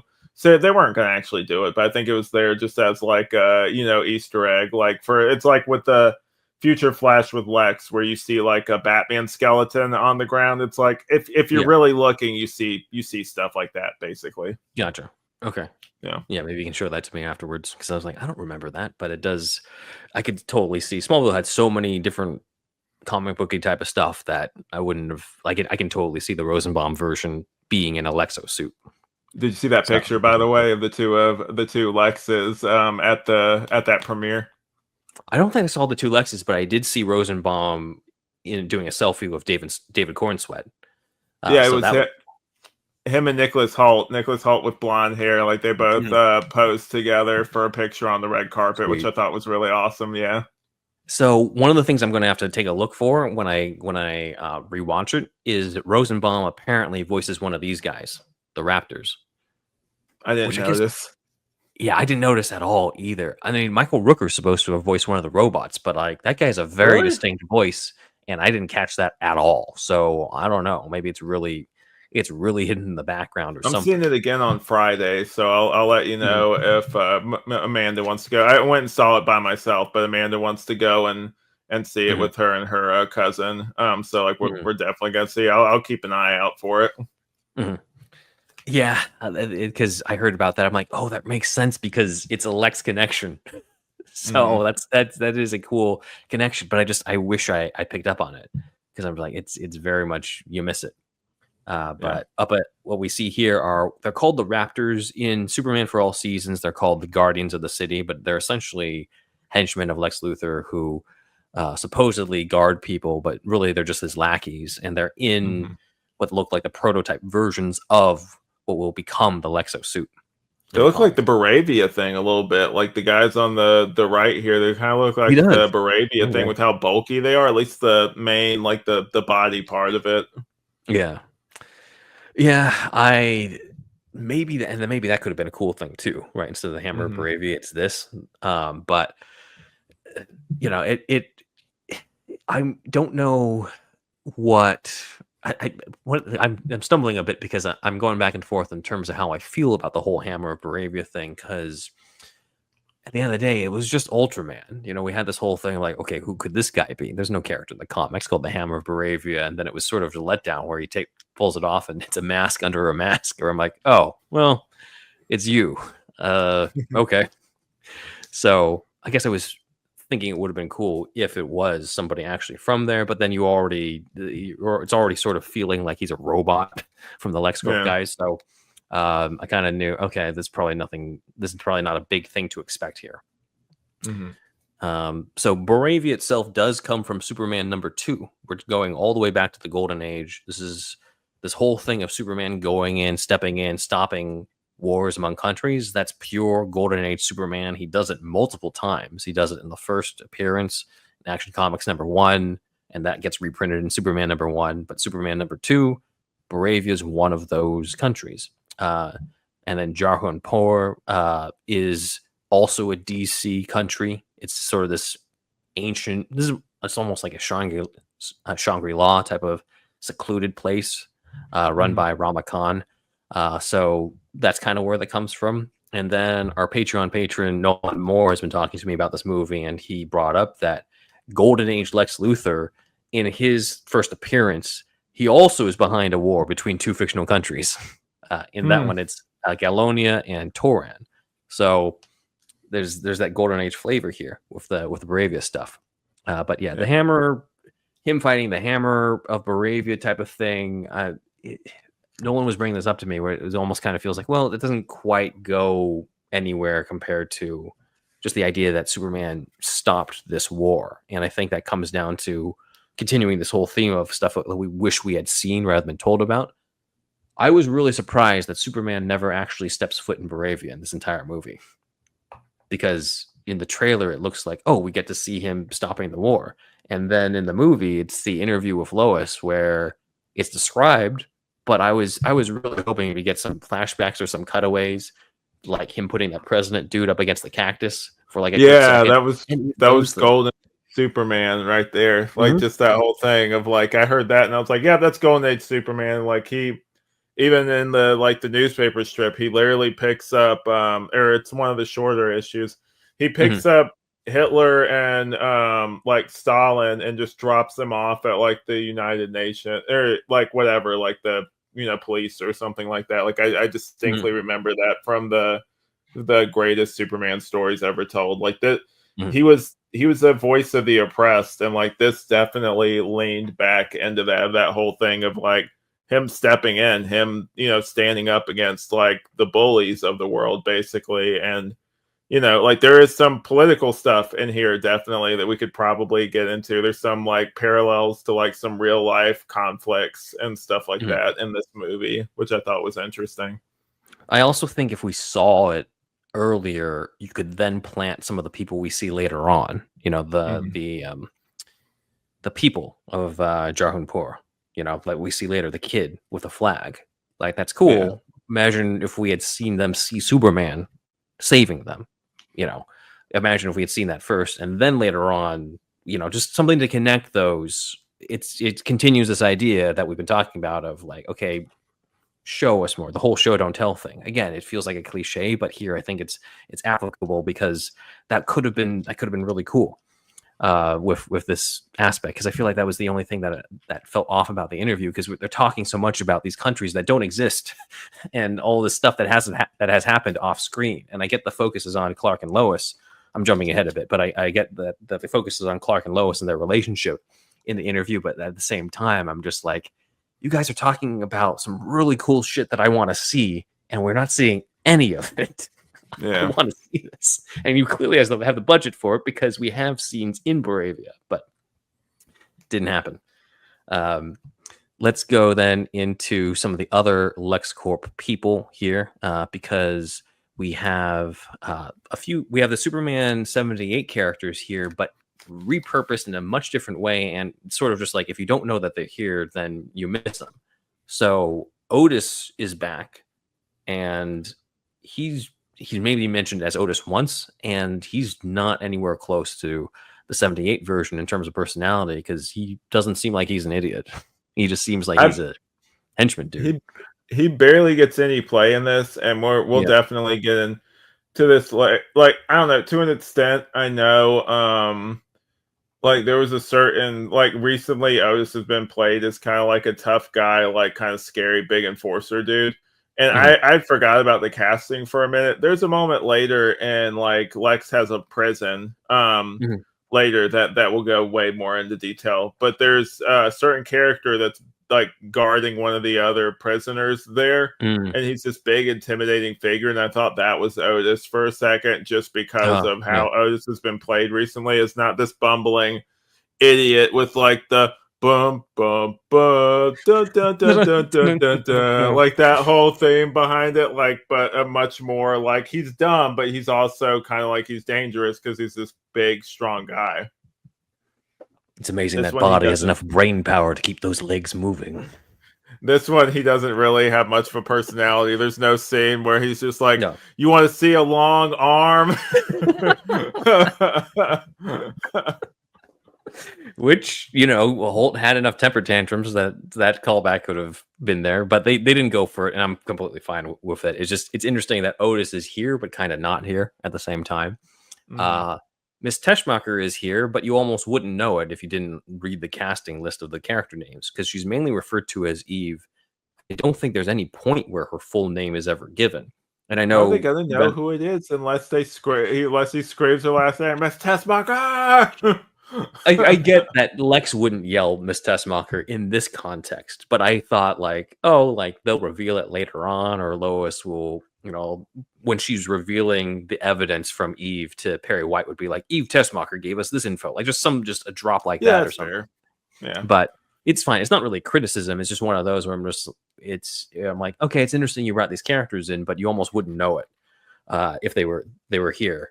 I do think Eve's role for sure kind of justifies some of the questions people have, where you're just like, really, you're bringing in Miss Teschmacher but not Mercy? And then you watch the movie, I'm like, Mercy would not work for that character. That's the reason why Miss Teschmacher or Eve is in here. If anything, the engineer is replacing Mercy out of any of the other characters. That was the other thing too, kind of going into the engineer, because she doesn't really play a major role in this. Like she's definitely there, but we can talk about her character for a second. But if they were to make an Authority movie, she seems like before, like, she wasn't really anything. Like Lex kind of gave her that body and everything with like those transforming things. I don't really see a reality where she's part of that superhero team, like, unless they find some way to make that work. And even then, James Gunn, I think recently has said, we're not as far along with that as we'd like to be. Like, who even knows if it's going to happen at this point? Yeah. She comes off to me as like a superpowered Mercy. There's also the character that I was talking with Nolan about named Hope from the Lex Luthor Man of Steel comic series, where she is a superpowered creation of Lex's, and so that might be even closer. But yeah, I was like she serves her purpose it's just kind of it's an odd. It feels like an odd choice, given that Authority doesn't seem like it will tie that well into how she's portrayed in this. But hey, I mean, I will say I'm glad that this thing is loaded with comic book characters. So I can't really complain when it's just like, well, it's a weird use of that character, when I feel like decades ago it would have been like, okay, well, why do you have this original henchwoman? You could have at least used a comic book name. So I don't want to seem like nobody can win here. Here's another thing that I really thought was cool. This dude. So this is Gunn regular Stephen Blackheart as Sidney Happerson, and look how close they got him in terms of the physical part of this. I was really excited. I thought that was just a weird James Gunn character. That's fascinating that they actually replicated a look like this. Yeah, I saw that and I was like, holy shit, it actually is a guy from the comics. I thought that was just, you know how they have these superhero movies where they'll have like somebody that just has like a look and it's like somewhat like they look different so you remember the character. I thought it was just one of those. Yeah, or they're just like, this is not a major character anyway, so there's no real reason why they should look like the comic book character. And then you've got... I thought the actor might have looked like this, maybe.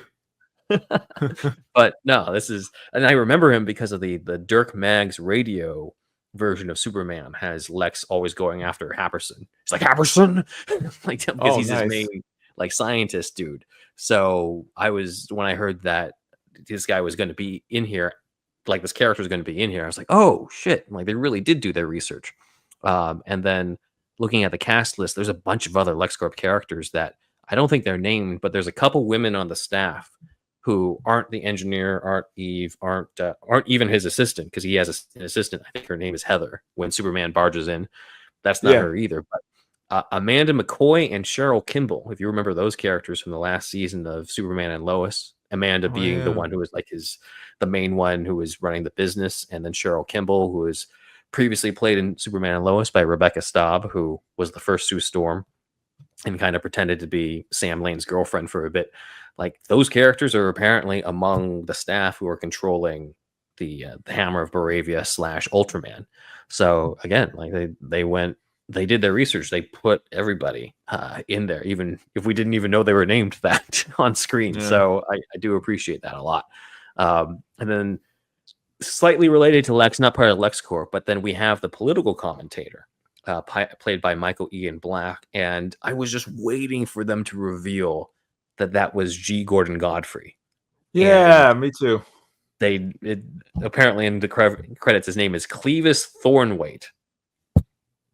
It's not a comic book character, so I don't know. That sounds like James Gunn was just looking around his like office or just trying to figure out like, what's a good name, and just flipping through like a phone book or something maybe, and like came to that name. Basically, it's such a random ass name. It is, and it just feels so weird that you have these other comic book characters who are obscure that you didn't need to name at all, who we don't even know are named, like Amanda McCoy, but then a guy who's a little bit more memorable, because Michael Ian Black is somewhat known, maybe not as big as some of these other actors, but he's somewhat known, and he's memorable, at least in the movie, of there being some sort of political commentator guy. You'd think that there'd at least be, or maybe you don't even name him. You just kind of leave it open and just as political commentator or something, so that you could say he's Godfrey later on. But I don't know. Maybe there's some plan. Did you recognize him? I did. Yeah. I was just like, oh, cool. I mean, I'm not a huge follower of his, but I recognized him, and I was like, oh God, are they doing the Godfrey thing?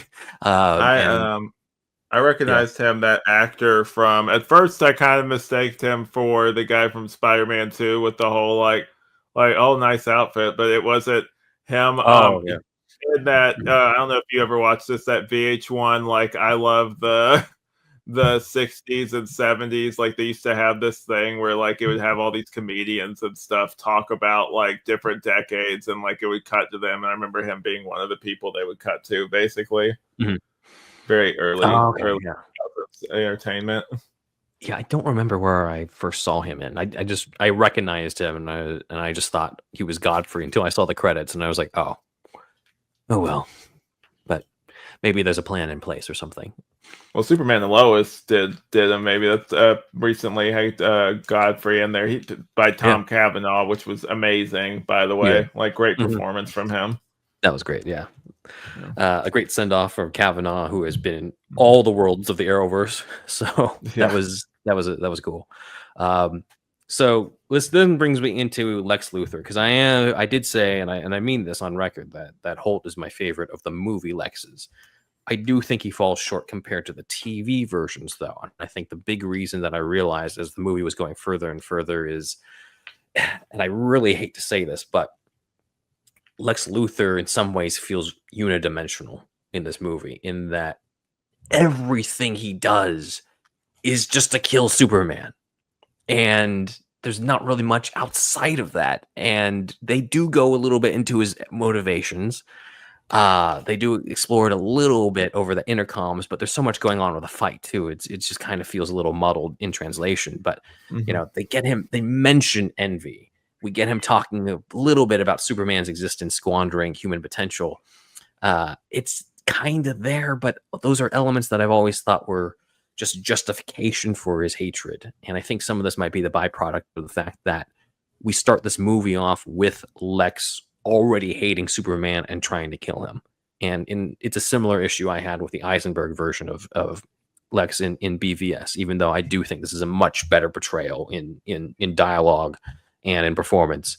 But the problem that I have with both versions is that we never actually see how Superman's existence takes something away from Lex to motivate that. And what I mean by that is what we've seen in the comics that was establishing this dynamic when they were turning Lex into this corrupt businessman. It became kind of well established in the comics why that came about. In John Byrne's Man of Steel, like, this is developed in issue 3, where Lex tries to buy off Superman, and Superman says no, and instead agrees with the mayor to put Lex in jail. And Lex has been an inciting incident, basically. Yeah, or some reference to that, right? And in the comic, like, it's well established. I think Superman the animated series did something similar, but essentially, like, he's a guy who's used to always being in control, always getting what he wants, and suddenly there's somebody who can't be controlled, who humiliates him, who is loved in a way that he wants to continue being loved, and he vows to take down Superman because he can't handle the idea of not being able to control this guy or not getting that validation for his narcissism. It makes sense.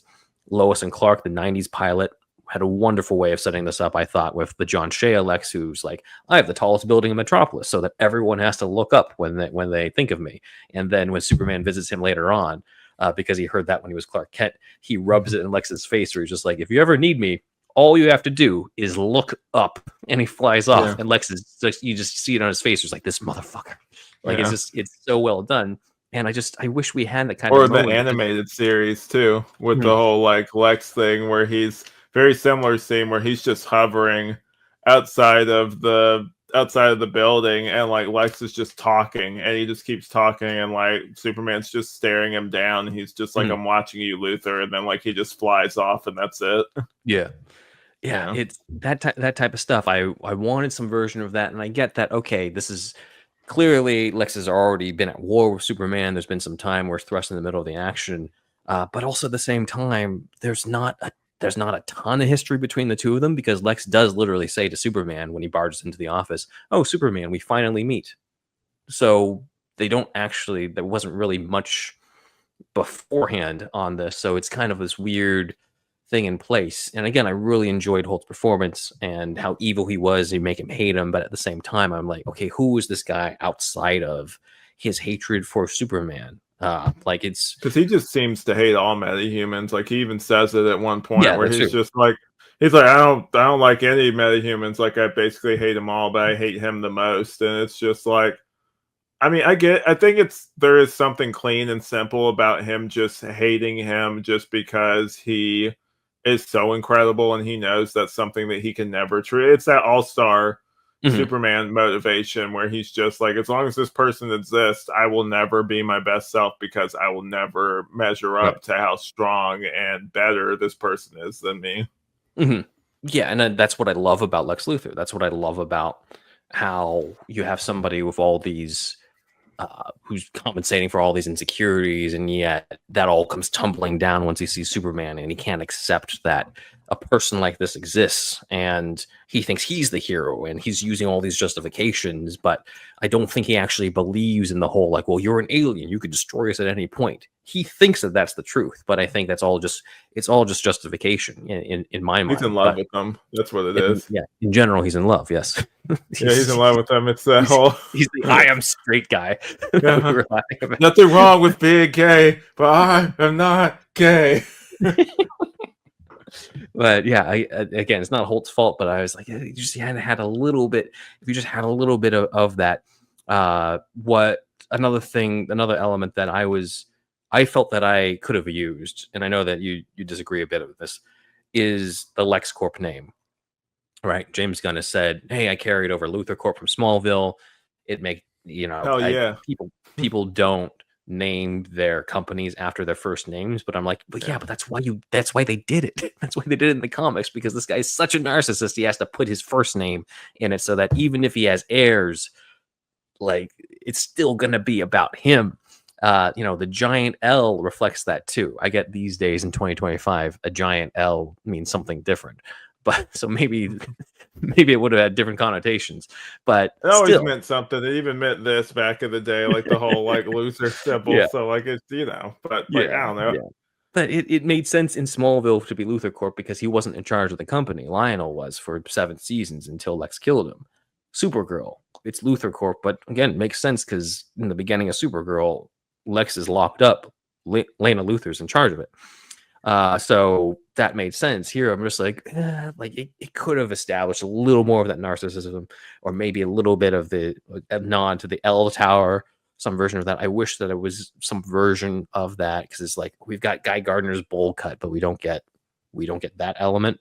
But again, something to show him and how he operates outside of just I hate metahumans, and I really fucking hate metahumans, and God, I hate that. Like it's kind of the same beat throughout. And I think the only time there's dimension to him is at the very end when he starts crying. Yeah, I thought that was really cool, but also a little late. I will also compare it, not to get again like too real, like real world stuff here, but there are people out there that just like have never met somebody that's different from them, or like don't really have that big of an experience with someone that's like say foreign or different, but they just outright hate them, like just inherently for no logical reason, just deeply hate them just because they're different from them, just because they don't like them or whatever, and there is no logic in it. And like maybe this is more like a just beyond the envy, maybe it's also like a xenophobic thing with Lex in this too, kind of thing, because I know that's also kind of how they play him sometimes too, so maybe it's a little bit of that too. I feel like it's been more of a control thing, simply because even though he's like, I hate metahumans, I'm like, for a guy who hates metahumans, you do tend to employ them. Yeah. you do have them on staff ready to go.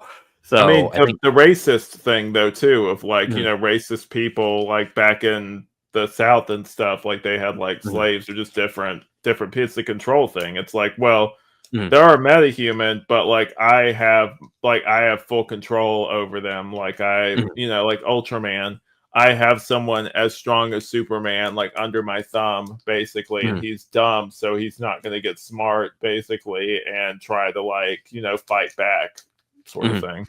Yeah. He knows he can control them, whereas he knows he can't with Superman. So Lex also kind of somewhat works with the U.S. government a little bit, not necessarily as like he's an agent of theirs. This is not Superman flyby, but this is him kind of in conjunction with them in a collaboration, which is a little bit reminiscent of the Grant Morrison Action Comics run in the New 52. And those are kind of the main elements with Lex that I noticed from the comics. Maybe there'll be some more that come to mind later on. But I think the stuff with Baravia and the conflict that arose from that was a good way to start this. And it sort of leads into, Clark being defeated by the Hammer of Baravia / Ultraman, and then he goes to work at the Daily Planet. And ironically, I didn't expect this, but there's really not a lot of Clark Kent in the glasses as a reporter at the Daily Planet. I was expecting there to be more, but I also wasn't because there's so much going on too, it wasn't one where I'm just like, well, this movie is dramatically bad, bad because of that. Like I wasn't thinking that at all. It was very much like Pattinson in sense, like there was very little Bruce Wayne, or Bruce Wayne being out in public, not just being Batman without the costume. So you do get a little bit of the Clark persona here outside of him just being, Clark outside of a Superman suit. You get a little bit of it here, the Daily Planet. And what I thought was really interesting, was it just me, or was Corn Sweat's voice as Clark actually lower, not higher? Because we're used to the Christopher Reeve thing, where it was just like, oh, hey, Lois, like it's oh, Mr. White, and that type of stuff. But it almost seems like he has this low mumbling, like, I don't know, Lois, like anything could happen, like that type of thing. I'm like, oh, that's a really cool approach. It's the opposite of what we would expect. Yeah, and it's I noticed that back when they did that trend of the whole like, oh, so and so watch Clark for me or something like that, and then they cut to him. He's like, watch who? Like he's like, hello? Like he does that whole thing, and that's that feels a little bit more real though too, because like I've seen people that are like shy and stuff, and they kind of like, it's that whole mumbling kind of like deep voice thing where they kind of like just barely want to be heard and everything. So it might be kind of one of those things where they're just kind of like, let me just talk like this, and kind of talking to my chest so you can barely hear me, because I want to kind of just shrink into myself so no one sees me, sort of vibe. Is that well, I don't even know, because the Clark and Mayor seem to also kind of like, because I know that Steve Lombard is giving him shit, and he kind of just like, while he's on the phone with his mom, and he just kind of like, he's not really taking his shit, like he's kind of like, he's dealing with it to an extent, but it's not like Steve is like sitting there giving him wedgies or some shit. Like he's he's kind of just, he's not standing up for himself, but he's not also just taking it too, though. It's a little in between. Yeah. I'd like to see more of that. I'd like to see more development of the Daily Planet crew, but also I'm glad that they were there. I'm glad that it's a full crew. I'm glad that it's not just Perry and Lois or Perry, Lois, and Jimmy, even though that would have been fine. But the fact that we got Steve Lombard for the, I was about to say for the first time on film, but that's not actually true. He was in Man of Steel, except now he actually has the Steve Lombard look and personality. Beck Bennett, perfect casting for that. They don't do a ton with him, but I liked what they had with him. I wish there was more, but at the same time, I'm just glad that they were there. Really, like it's similar thing with Jimmy Olsen. Like he's great. He's great in it, and it's probably the biggest. It might be wrong, but it feels like the biggest showcase of Jimmy Olsen in a Superman movie. Period. Just ever. Like, because part of me is just like, could they have done more with him? Cool, but they did way more than any other movies done with him. So like, I can't really complain with him. There's a lot more of him than I thought there would be here. So I think with Steve, maybe we could have had a little bit of something else that happens, like plays into him picking on Clark, because that does happen, but it kind of doesn't like lead to anything. Cat Grant is just kind of there. Ron is kind of there to the point where I don't even remember if they introduced him very well. With Cat, there's that flirtation. You can definitely tell, like, just like in the comics, she is very into Clark, like just how she talks to him and everything, and that's very true to the comics. Like, was it me? It might have just been me, but I do feel like her and Perry had something going on the side there. Like they were very close in certain scenes. I don't know if Alice is a thing in this universe or not, but who knows? Yeah, I did not pick up on that. So maybe it was the actors behind the scenes. Who knows? maybe it was just you. Yeah. I liked Perry. It felt like he wasn't really properly introduced until he starts giving orders, like in the third act or so. I mean, yeah, he's there, but and he does the whole. Pretty sure he did a Great Caesar's Ghost at one point, right? He definitely does the "Don't call me Chief" thing. Oh yeah, with, the "Don't call me Chief." Jimmy. That's what. Yeah. No, that was cool. That was cool. But yeah, I think we got the cigar chomping. That's back. So a cigar that's never lit, like as far as I can tell, though. Too. He just loves to chew it. That's what. Yeah, it's like that stupid No offense to the Fault in Our Stars people, but it's like that pretentious ass scene. One of the characters has a cigarette in his mouth, but he never lights it. He's Never like, lit. "Oh yeah," it's like, "Oh, I like the illusion," or it's some stupid pretentious teenager bullshit. Man, I don't know. It's I like I didn't heard see that, it. and I was like, "Oh my god." I didn't see it. Yeah, so you're not missing much. So those are Clark's coworkers as Clark, and then Superman's quote unquote coworkers then would be the Justice Gang. I kind of gave my thoughts and feelings about them. I do think out of the three, Hawkgirl was the most underdeveloped because we were kind of just like, it didn't throw me too much for a loop when she killed the guy at the end, but also I think that's just because we know her, we feel like we know her from the DCAU, but not necessarily this specific version of Hawkgirl. So I think they could. There was this whole idea that fans were bringing up of just like, oh, this is like corporate Maxwell Lord owned superheroes versus Superman. We'll see the contrast, and we do see a bit of that contrast in the very beginning for sure, with this Kingdom Come type of look at these. Because it did remind me of Kingdom Come a bit in terms of like, oh, here are these other heroes who don't care as much or don't seem to care as much about saving people. It's all about the battles in the city. And Superman was never about that. Superman was about saving people. And I thought that was great. Oh, cool. They're really setting this up. But then they don't really, it doesn't feel like they go much with it or really explore much. The semblance that they have of Superman influencing them is they step in to substitute for him in Baravia. You got an upgrade, kid, like that. They have that part. It's cool that they did that. Take out that monster where they blow up its stomach and everything, which I thought was pretty graphic in the the movie. But I thought they were going to go somewhere with that. Mr. Terrific is the one who's responsible for that Kaiju's death, and I thought, okay, like maybe this is going to lead to, some sort of mini arc for him. But then it doesn't, because he's not really involved with. I mean, I guess it goes into him saving people at the end, but it's not really one where this whole idea of like, oh, Superman's going to change how these guys operate.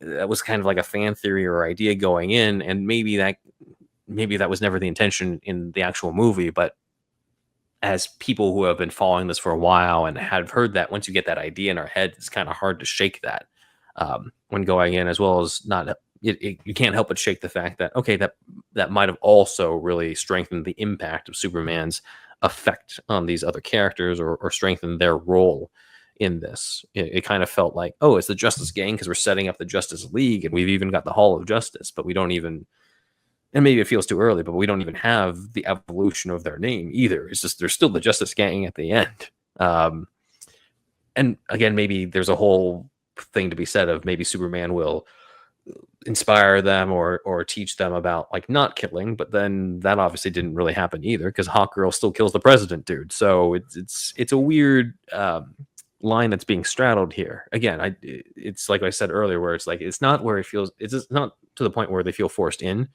but it's also not quite to the point where I felt like they added a lot emotionally to the movie, to me personally. Yeah. Mr. Terrific, though, I think you and I agreed he's the highlight out of the Justice Gang characters. They definitely didn't waste him like they did in X-Men First Class. that poor actor, like he was great in this. It's his redemption round. It wasn't even his fault the first time, but I'm sure he's so much happier with this. Yeah. But I think they could have added a little bit more to him specifically, given what I know about the comic book version of him. So my example of this when watching this is Mr. Terrific is the only one out of the Justice Gang to help Lois. He separates himself from them, and it's not like he snuck off. I think they clearly know he's going to do this. So he goes off with her, takes her into the T-Sphere and stuff. Why does he want to help Lois get to Superman? The answer in the movie is that's to piss off Green Lantern, and that's kind of all we get. And I was like we were so close to greatness, because I think it's because he knows, like, even though like the rest of them, like the whole thing of like, oh, I don't really care, and it's never really established, but I'm like, I think out of all of them, they all are good heroes to an extent, but like he knows deep down, he's like, I gotta help out like Superman, like even though he was like, he had that moment earlier where he's just like, oh, like I could, like Superman's talking about the monster, it's like, wait, well, don't hurt it too bad. Like, I want to like study it basically and everything, and make sure, well, like don't rough it up too bad. Like, he's like, come on, man. Like, he doesn't. He's just like, I can't believe this guy. But even he's just like, okay, we need to stop this guy. My teammates are not doing their job, basically, of like investigating this more. Yeah, it's just there's not really much exploration of him having that heroic side just yet, at least during the time where he makes that choice. But one of the things that I was thinking of as I'm watching this is the fact that I know Michael Holt's backstory, which is he's a guy who did tragically lose his family. He lost his wife and unborn child. So I'm like, well, of course, this guy would be motivated to bring Lois and Superman back together, in a chance that he never really got to have. I'm not saying you need to do a full origin sequence where you see him lose his wife and kid, but some hints of that could have given a little bit more dimension to that motivation. And I'm only really thinking about that from the perspective of knowing the backstory in the comics and not really expecting it to play out in the movie, but then it plays out in such a way where I'm just like, well, if you did bring that in, then this would be the point to bring it in, and it would add so much more to at least the emotion. And it's part of the frustrating thing for me with this movie. And again, it's not a make it or break it type of thing, but it's with the Justice Gang, they serve enough of a purpose. But it's a similar feeling I had about the fan service supporting characters in Deadpool and Wolverine, where I'm like, okay, it's fun to see you, but I don't know if you were necessarily the best characters to bring out the themes about the redemption story of Logan and Wade in this movie. So similar thing with this one, I felt personally. It's cool they have a Hall of Justice. We got to see that in live action. And they have a JSA mural. I saw Wildcat on that thing. That was awesome. Yeah. They have it again because they have like obviously the CW stuff. They have like a rep, but this, first time on the big screen, seeing the Hall of Justice. Yeah. And there was a little fight in the background as Superman's talking to Lois at one point. That he mentions a dimensional imp. Yeah, Larry David. Calling back to their fan casting of Mr. Mixoplick. Yeah, like I thought immediately of Mr. Mixoplick whenever they were saying that. Yeah, I was like, oh man, are we actually going to see this? We didn't, but it looks like just the visuals definitely remind me of that baby son from All-Star Superman. Yeah, that's true. Yeah. Still, it was cool to get the reference. Hopefully, we'll get to see Mixie in a future thing, but that was worth noting as well. And then shortly after we meet the Justice Gang is when Lex reveals what's in the full message, thanks to the engineer. Maybe maybe that does kind of justify Engineer's existence a little bit more, given that that's in their power set to do that. But this twist, I can feel might be controversial for people, but I think you and I are aligned in appreciating it. That it was kind of, again, the antithesis of the Marlon Brando version. Because when Corn Sweat first brings up, like, my parents sent me here to save people, I was kind of like, okay, it feels a little simplistic. It kind of feels like, why would the L's really give a shit about you saving a bunch of humans? But I really like the idea that, that wasn't the full message. The idea of helping humanity, that was the product of his upbringing from the Kents and how he interpreted that message. I do like that aspect of the movie a lot, is this whole thing of it's about your choices. It's not what you were destined to do. It's not that Jor-El sent you here, I sent them you, my only son. It's like the complete opposite of that. We're not going there at all. We're now going into, no, it's what makes this guy special is because he chose this. He chooses to see the best in people. Yeah, definitely. Yeah, I liked the whole thing of like too of just him trusting people too, and like there's that scene like talking about the Hall of Justice where Lois goes in there and she's talking to them and trying to get them to come help them, and they mention, and we'll get into this in a minute, like one of my least favorite, the least favorite parts. But like they obviously know who Clark and Superman are one and the same, and it's like he told you kind of thing. It's like, of course he did, because he trusts you. He trusts everyone, basically. And like the whole thing of like they nailed Lois in this, because Lois is the cynic and Clark is the one that always tries to see the greatness in everyone, even if they themselves don't see it. And I thought that was a good moment. The thing I was talking about that I didn't like, and it's glossed over really quick, is the Hypno Glasses. Yeah, like that whole thing with, it's like, oh well, it's you're either you buy it or you don't. And this is like obviously an older element, but I'm like, look, you making it to where it's these glasses he has to wear somehow goes to show how ridiculous of a thing it is that no one sees it. If you just do the whole thing where they're not looking, or they're like, hey, you kind of look like them, that's all you got to do. You don't have to do this extra step. It seems like they're overcompensating for the fact that, like, oh, no one's going to buy that just a set of glasses are going to fool people. Like, come on.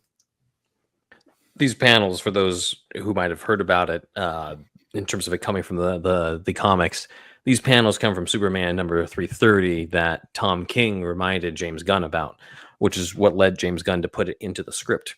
And it's one where I think I was expecting it to be a bigger thing. We talked about this offline, but I was expecting it to be a bigger thing, probably because, the media was hyping it up and like, oh, James Gunn uses this obscure canon thing and I thought there might be like a bigger demo of it, again, with the whole show don't tell thing of like how those actually worked. But instead it's sort of a throwaway joke with Guy Gardner, and sort of more to emphasize Guy Gardner being an idiot. It's like, so he's Clark Kent. But it's one where I'm like, hey, if you're going to introduce, I know we have a different opinion on this one. I don't think they're essential to the mythos. It's not something where I'm just like, oh man, this is a really cool idea. It was just more of those where I'm just like, if you're going to introduce something that's from the Silver Age, Bronze Age of some really out there ideas to an element that we've all sort of known about for a while, I feel like you need more than just a couple lines to introduce that idea. I feel like a bigger demo of that, if you're really going to commit to that, commit to it. And that was one where I felt like Gunn wasn't really picking a lane. I was kind of like, it's just a line here. Like, you can just ignore it if you want. It's either, to me, it's like, it's either you don't do it at all or you commit fully to it. Or another alternative that I pitched to you was Guy just thinks that's how it works, but it's really just Clark, just Clark making shit up to him. I don't know if that would really fit this characterization of Clark, but still, like, it's one where Guy, that's Guy's theory. A joke too. It is kind of a joke too. And also, like, early on, you could just, like, never reference it again, because early on there's that part where it's just like, where they're doing the mock interview where Lois mentions like, oh, people don't recognize you, and he's just like, because the glasses, and like, I just originally interpret that as like, well, yeah, because it does disguise him. Like, if I do like this, like your face changes. Like, if you go from like this,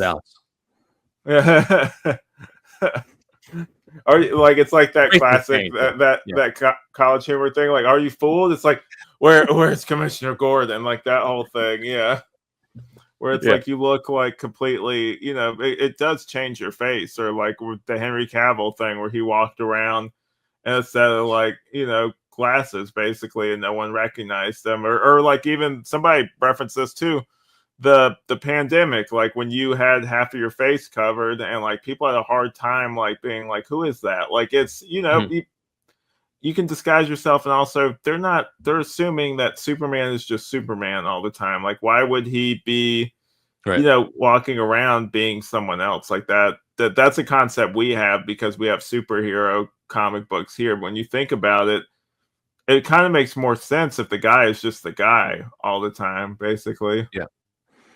Yeah, one of my favorites from the John Byrne run was when Amanda McCoy figures out that Clark Kent is Superman, and Lex Luthor fires her because it's just like, there's no way that Superman would disguise himself as an ordinary human, and there's no place for anyone on my staff who can't see the obvious.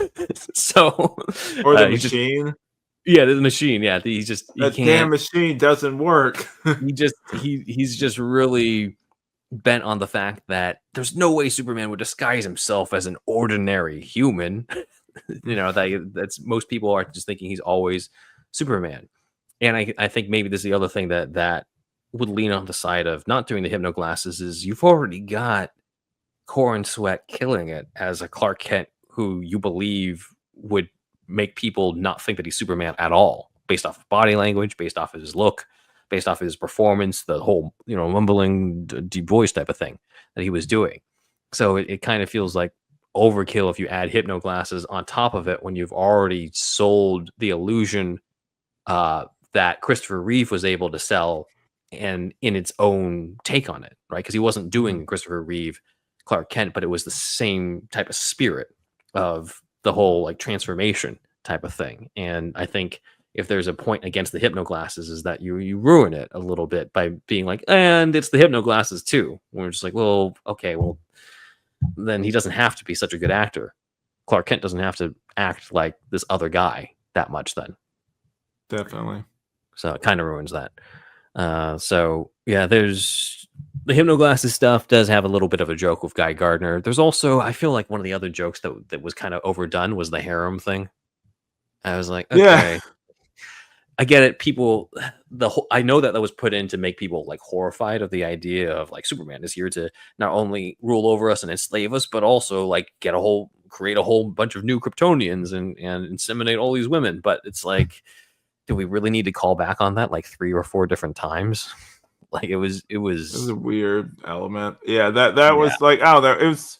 It's a James Gunn movie. There's gonna be like your weird moments here and there. You just kind of roll with them. It's not as like, because for me, I'm like, it nailed all the world and the characters. It's not as James Gunny as it could have been. Like, it's not like Suicide Squad where it's kind of like him, just doing his own thing, like basically without like the restraints on like that kind of thing.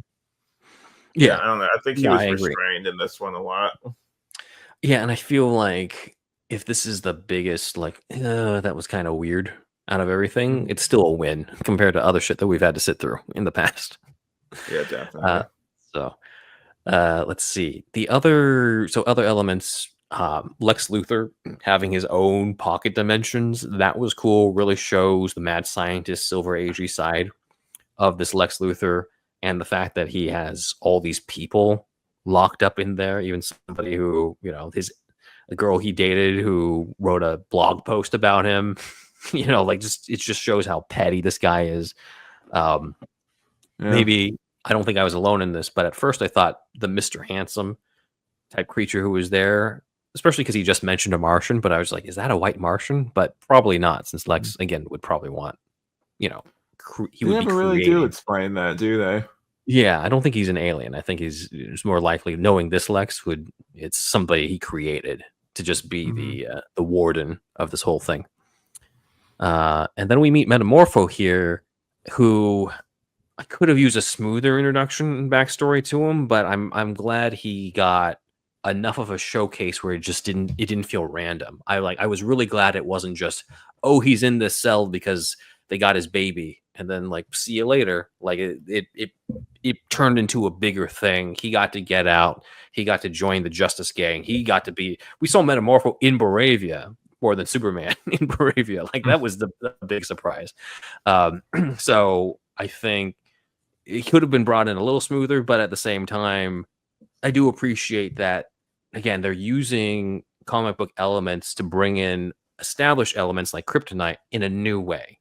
You never really saw Lex be like, I got this meteorite again that's in this lead box again. It was just like, nope, I got this guy hostage. I'm holding your son captive, and if you don't want your son dead, then you're going to do this for me. I was like, oh, shit. Like, again, this is really evil Lex. So I like Metamorpho. I know you like Metamorpho as well. Definitely. Yeah, the way they made me care about a character I didn't really. I mean, he's okay in Beware the Batman from what I remember, but like other than that, it was great seeing him and just the whole thing of like him, like that human moment. Do we want to talk about one of the most tense scenes in this movie?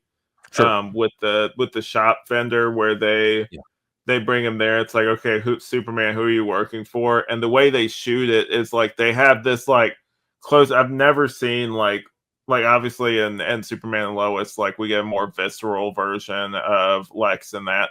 But this whole thing of like him playing roulette with him, and then I thought it was going to go up to the moment, and then something was going to stop that vendor from getting shot in the head. But they just have him get shot in the head, and like you see it, like you see that moment happen, which is crazy, and it's one of those like big moments, and that's actually what kind of breaks Metamorpho, where despite having a kid being held hostage by the bad guy in the cell across right there, like it's too much for him. Like he feels like so much shame for allowing that to happen, basically. That, and I also think you needed Lex to kill somebody to make him solidify the threat, because otherwise, because he doesn't kill Eve,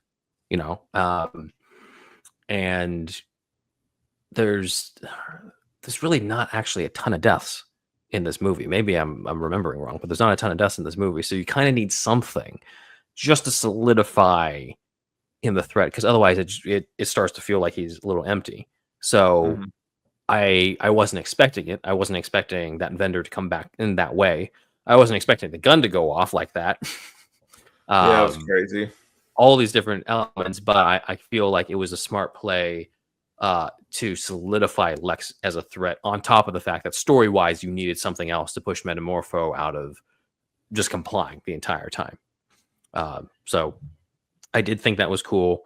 It was around this moment with the like weird river and stuff and Superman holding the baby that the thought started to occur to me that I brought up in the non-spoiler part, where I was like, okay, I get that we want to make Superman vulnerable. He gets his ass kicked by the Hammer of Baravia, right? He gets, the whole kryptonite thing in this cell. But I was like, this is starting to feel like the DCAU Justice League George Newbern Superman, where they're just like, they're incapacitating him a lot. He's getting his ass kicked a lot in this. And it kind of felt like he almost... I'm usually not one of these guys who's like, oh, he always needs someone else to save him. But it was kind of feeling that way, where he needs Crypto a lot. Well, Ben, you gotta remember though too, when he starts out this movie and he's at like 80%, like he goes and he rushes over there. He's constantly operating at not his full strength, basically, and then we see later on where he's like taken off the table for a while, and like then he gets to like finally rest for all that time. He comes back and we see him display strength we've never seen him do before, and he also learns like need to kind of start operating a little bit more like strategically instead of just like strength wise. That's a lesson that he learns in here, because up until then you get the vibe from that opening text too, that like everything he's done so far has been like, it'd be like a full grown man going and like picking a fight with like a kindergartner or something, where it's just like, you're obviously, it's not going to be a challenge to you. Like he always is used to having the advantage here, and he's not used to having someone on his level, basically. And so it's also that too, like he hasn't had to contend with something like this before. So it's like, and also he's constantly like, recovering through it. And then we finally see him, at full strength and also like full processing ability, where he's starting to think like, okay, like this isn't working. Like, what's another way I can try to beat this person other than just using my fists, basically? Yeah, I think part of it too for me was because I get that idea, right? I get the fact that he's not quite at 100% in the beginning, and also the other element is that most of the time who he's fighting is another version of him, as we find out. And I'm wondering if getting that Ultraman reveal earlier would have helped out, in terms of that. Even though we kind of knew going in, and we'll go into the Ultraman reveal later, but some element of that, or if it was something that, because one of my favorite Superman comics is Superman Smashes the Klan, where his powers evolve in that, and they evolve based off of his character arc. And I would have loved something like that too, where and I get that maybe it does a little bit in terms of him thinking a little bit more strategic, but I also thought, like when he said brains over brawn back to Lex, I thought there would be something smarter or crazier than calling Crypto over. Maybe that's just me. He does like the final fight with the Raptors is still pretty cool. And it's not a huge thing, because I'm not a huge like, oh, this guy should beat this guy type of thing. If anything, I think there's way too much of that shit in action movies, when you've got guys like Vin Diesel and Dwayne Johnson having contracts where they can't lose a goddamn fight. Like what happened to the world of Rocky, where Sylvester Stallone, the whole point is for him to be able to last the entire fight and go all 12 rounds or whatever with Apollo Creed. Like that was the measure of that character, not my guy can beat your guy type of thing. So I'm a huge proponent of that. I just think maybe I could have used a little bit more balance. And I liked, for me personally, I think there was more balance in the Robert Pattinson Batman, where like, yes, he needed an adrenaline shot to recover from a shotgun to the chest, but also it took a shotgun to the chest to bring him down. Like he was throwing baseball bats and breaking people's noses with that. You know, he nearly knocks out Jim Gordon, and Gordon's like, "You could have pulled that punch, man." And he's like, "I did." Like all those different elements, and I'm like, okay, we got a nice balance here, and I guess I could have used a little bit more of that. It's not a huge deal, but it was another thing where I was like, okay, maybe you went a little too far in making sure that he's vulnerable and he can be beaten and stuff. But I do think they do try to make up for that in how he takes out the Raptor guys and defeats Ultraman at the end. So like the whole thing with the engineer with like the covering of his face, where like he is moving so fast the nanites and stuff can't even like keep on his face, basically. Like he just starts shedding him. Like I thought that was, again, like using his brain and thinking, because like it's the whole thing, like you were saying too, where it's just like, you're a pretty bad superhero if basically all your fights get solved by your fists, and you never have to think deeper or try to find like another way to do something. Also, that's not a very interesting story either.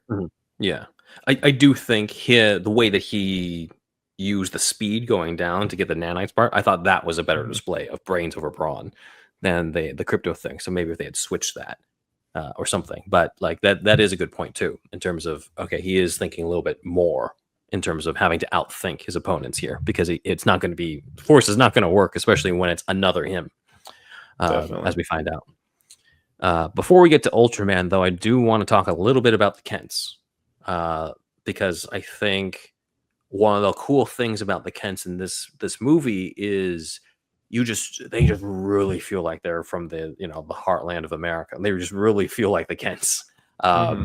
And Martha just feels like she's got a really memorable personality.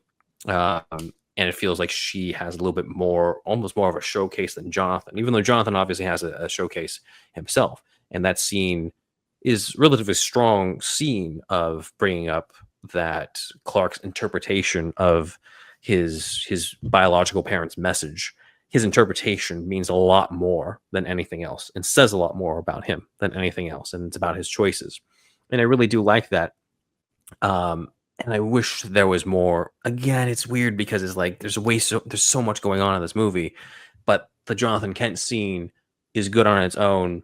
But also, I kind of felt a similar way to it as I did with Alfred being in the hospital in the Batman, where it's just like, okay, this is good, but I also feel like we haven't had enough time with this version of the character yet for it to make the impact that we've got. I mean, it did. I know that you teared up a few times. I wanted to, honestly, with it, and I felt like we were close to it when I saw Jonathan start to break down. But then it kind of just, it kind of just ends, and Martha comes out and be like, "See, he's mush," and then there's something on the TV, and it kind of just ends from there. I was like, "Oh, if you could have kept going, maybe I could have gotten there with you."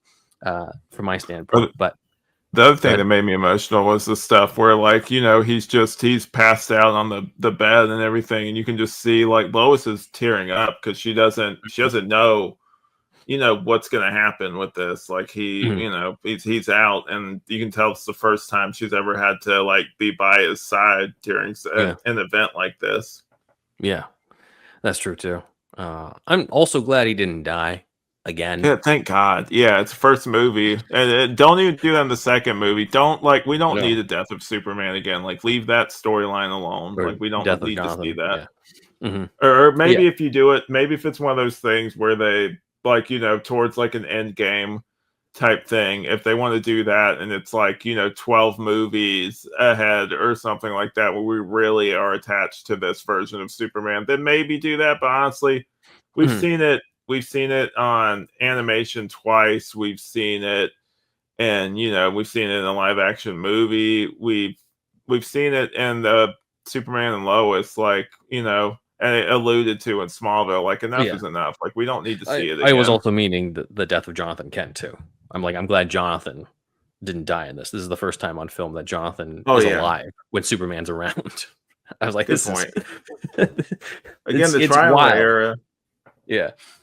Yeah, Triangle era, which that was a big thing, or even Superman the Animated Series, where that both of the Kents were alive in that. And what do you chalk that up to? Because part of it, me thinks that was like also in the comics, but then another part of me thought it's like, well, I mean, it also is a kids show, so maybe they want to keep both of the parents alive. Maybe like that used to be my reasoning.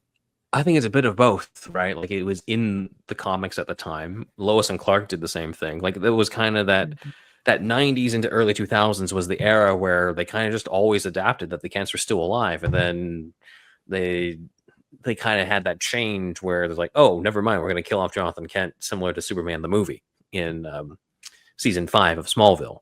So I think it was kind of just generally like, this is how it's done. And I also think from the DCAU's perspective, they wanted to make sure that we're not repeating the same beats as Batman had the animated series, that we do the contrast. And there's not a bigger contrast than Bruce Wayne being an orphan and Superman being able to go back to Smallville to talk to his parents every now and then in these episodes.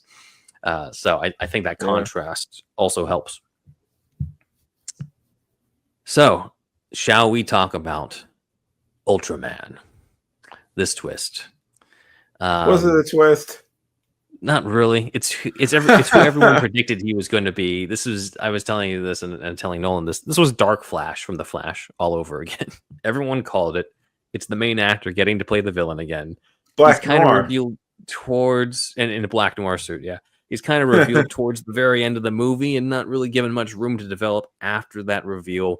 And he's also kind of a weird amalgam of different characters. Dark Flash from The Flash was like a mix of Reverse Flash in terms of being partially responsible for Flashpoint, and a little bit of Future Flash and or Savitar from the CW show and being another version of Barry. Here it's just like, okay, he's called Ultraman, but he's mostly Bizarro and being a Lex-created clone without much intelligence of his own. He does get sucked into a black hole, potentially leaving room for the crime syndicate if he lands on Earth 3, or if he is Bizarro world.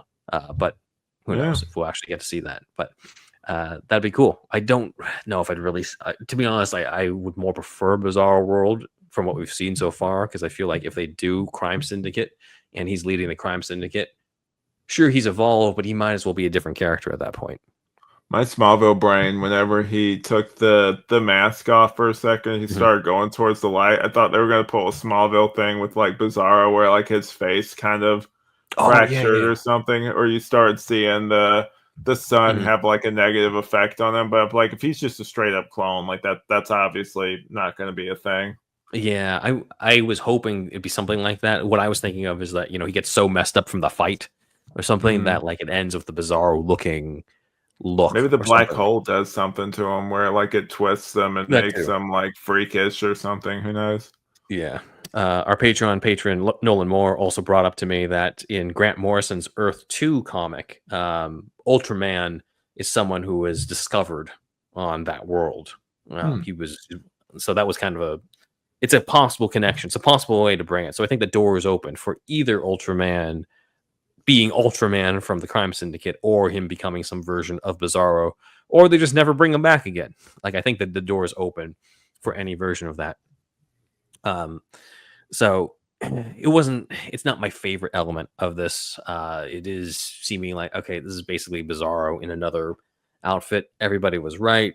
I kind of think like, if you were going to have that type of reveal that everyone was predicting, you might as well have it much earlier on, so that we know, like, okay, we already know he's a Superman clone, an evil Superman clone, because I don't think it dramatically changes that much about Superman's actions or anything thematically afterwards. So I don't think we would have killed anything by having that reveal earlier, personally.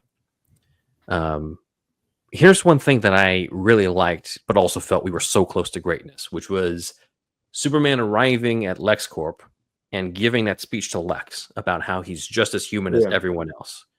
I really like that. The problem I had was that there's so much already going on that it almost like immediately took like we just immediately shifted out of it, and I wanted to sit more with that.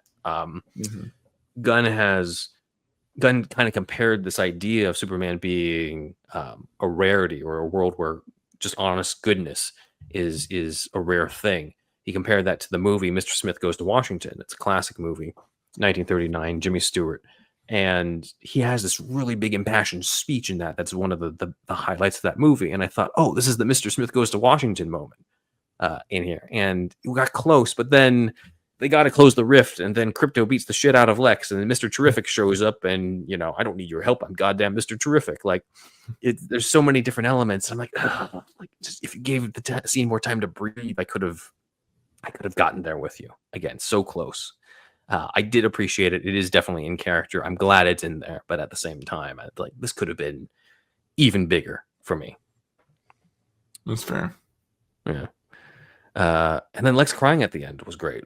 Again, it added a dimension to the character. This desire to be, you know, like he realizes that he's now seen as the bad guy, and he can't handle that, right? Because he's so bent into like, oh, like I'm so right in what I'm doing, but he's not. You know he's coming back though too. Like that's total setup, and if he was bad in this, like an awful, like just imagine like him coming back later, like just, you know, pissed off after having to stew in that, like, you know, in prison, and seeing Superman flourish. Like it's gonna be a force to be reckoned with when he comes back. I could see him maybe. It'd be cool. I don't know if they necessarily do this when they make a Justice League movie, having him be the returning antagonist and having some big, maybe teams up with someone, but having him work with someone else is maybe like a revenge thing against Superman. I don't know. And that's where we get that Lexo suit. There you go. It's all there. All the elements are there. This is the first time where I'm like, oh shit, I want to see this Lex Luthor come back, and I'm excited for him to come back, and I could see all the potential for how that could go, of him in the Legion of Doom or the Justice League or other storylines of Lex Luthor that's been in the comics. This is kind of the first time of in a movie version of Lex where I was like, oh, I can see where this could go with him, as opposed to just being like, all right, it's Lex Luthor again. This version is real estate Lex Luthor again, like with Spacey taking over for Hackman. So it was the first time where I got that feeling watching Hulk, where I'm like, oh man, this is not just Lex Luthor for this movie. This is Lex Luthor for the future DC universe, and I'm glad for it. One of the other things that was kind of a surprise, not because we didn't know she was in the movie, but because by the time we got to that point in the movie, I had forgotten that there was a possibility she would show up, but Supergirl. Yeah, that surprised me too. I luckily got to dodge those spoilers too. That was really great, and we get that attitude from her. I need to finish Woman of Tomorrow because I know that's going to be the plot line they go with. Like they even set it up with the whole thing of her, you know, being able to drink on like another planet and everything. And Krypto is her dog, which I thought was like really cool and great. But yeah, like I loved it. Streaky the Super Cat in the comics, who should be played by Alfie. Please, James Gunn. Totally. Yeah, James Gunn, call us. But it also, was Supergirl the one that had that horse or something that would turn into like Comet? A man or something? Comet, yes. Yeah, don't do that. Like, that's okay, James Gunn. We don't need that. But you're telling me Comet is not in the world of tomorrow, bro? She's not in the comic. I feel like James Gunn would probably have like maybe a painting on the wall or something. Who knows? But like, it's good. No, because they have to have James Momoa's or not. Yeah, Jason they have to have Jason Momoa. James Momoa. I was thinking James Gunn, but Jason Momoa as Lobo. So like, you know, he's gonna probably eat up a lot of the scenery, even though he's not a character as far as I know in that original comic. Yeah, so they are adding elements to it. It'd be cool to have Streaky, but I have a feeling it's just going to be Krypto. But it was a cool way to bring in Kara without it being distracting. It felt natural. The one thing that I was wondering about that I think they'll be addressing in a future movie is the fact that if this version of the L's sent Kal-El to Krypton, and I'm sure other people are bringing this up because Nolan brought this up to me too. If this version of the Els sent Kal to Krypton, I mean to Earth from Krypton to rule over this planet, what's the explanation in terms of Kara knowing about it or not knowing about it? And if she doesn't know about it, then that could lead into an interesting discussion. Or if she does know about it and was traumatized and that's why she's partying all the time, then that could also be interesting. I don't know. But I think that I don't think it's a hole in the movie. I think it's something that's just going to be addressed later on. It's sequel bait, trying to get you excited for the next thing. I really liked it. There's like that was just a fun surprise. Her very like she's not the Melissa Benoist one. Like she very much is like in your face. Now I love like for that actress. Like I love that characterization. I know she's in House of the Dragon. I'm not really familiar with her. Like I haven't really seen her act. So like it was filled me with hope seeing her. I'm like, oh, she's going to be a fun protagonist to follow in future movies. Yeah, because I think what I realized with Supergirl when they announced, okay, it's going to be Woman Tomorrow, and this is the type of characterization for Supergirl, was like, oh, the thing that they're going to want to do with Supergirl is to make sure she is her own character and not just, oh, it's basically Kal-El in a skirt type of thing, which I think the Melissa Benoist one is a victim of. I think that they're just like, well, we don't have access to Superman, so we're going to give her the Superman Rogues Gallery and imply that in cases that she's more powerful than Superman, and have her also do the glasses thing. Like there was a lot of like, let's just bring elements of Superman into her, as opposed to this version where it's very clear she's very different from him. She's partying on different planets. She's calling him bitch. Like it's that was great. Nice version, but also different from Clark. And it does leave you wanting more. You want more of that interaction between the two of them, and it's perfect. It was perfect in terms of just giving just enough for that. So I'm really glad for that. And then Superman, the other thing too is Superman, and this is just a minor thing, and then we can go into whatever we're going next. But I noticed this is that Superman, when he's in the suit, he doesn't cuss. Like he goes out of his way to not do that. But then, like when he's Clark, like he just talks normal. Like he'll cuss like a few times. That was another thing I noticed too, is that this movie, kind of like Batman '89 and some of these earlier movies, it's a lot more language in this, which is fine. Like it's I was surprised because usually I feel like with a lot of PG-13s they try to like avoid that now, or it's not as much of a thing with superhero content. They'll have like one or two moments, but not really beyond that. Yeah, I also think the characters who was saying it was another surprise too, because it's one thing if like Jimmy drops his phone at one point, he's like shit or something, and you're just like, okay, I'm like whatever. But the fact that Clark's just like super shit, that triggers me. I'm just like, wait a minute, did he just say super shit? Jimmy, like that was a funny moment. Jimmy's a player, but he's also a little bit of an asshole in this too, with like the names for like Miss Tessmacher and everything. Yeah, I was like, come on, man, like don't do that. But I think it just established his character, right? Like if he's just this goody two shoes, he's just a kid who's always doing the right thing too. Not only does it just feel like he's just a repeat of Clark, but like it adds dimension to it, and also we need a place for the character to grow from. So I like that. I like that aspect of giving Jimmy something like a memorable moment throughout this, and a role in the story without it seeming like, okay, he's yet another guy that Superman has to rescue, which is kind of like how it was in Superman 78, where Mark McClure is just hanging from the dam and he's got to save him too. Here, like he plays another role, so I was really grateful for that. Definitely. And then the only other thing I've got is the mid-credits scene that I think we've all seen before. We just didn't realize it was the mid-credits scene, which is the most adorable mid-credits scene, but it's Superman and I want Krypto. A poster of that. Yeah. Speaking of pets, Alfie is he's digging up the litter box right now. That's what you're hearing in the background. Leaving some super shit. But yeah, it's a recreation of the panel. You think this is practical? That doesn't look CG. You're talking about the moon? The dog. I think the dog's been CG. Are you sure?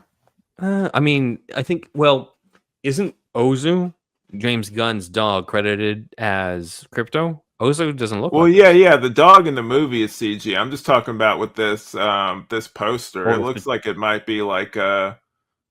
It looks I don't know. like a statue or something. I don't know. Yeah.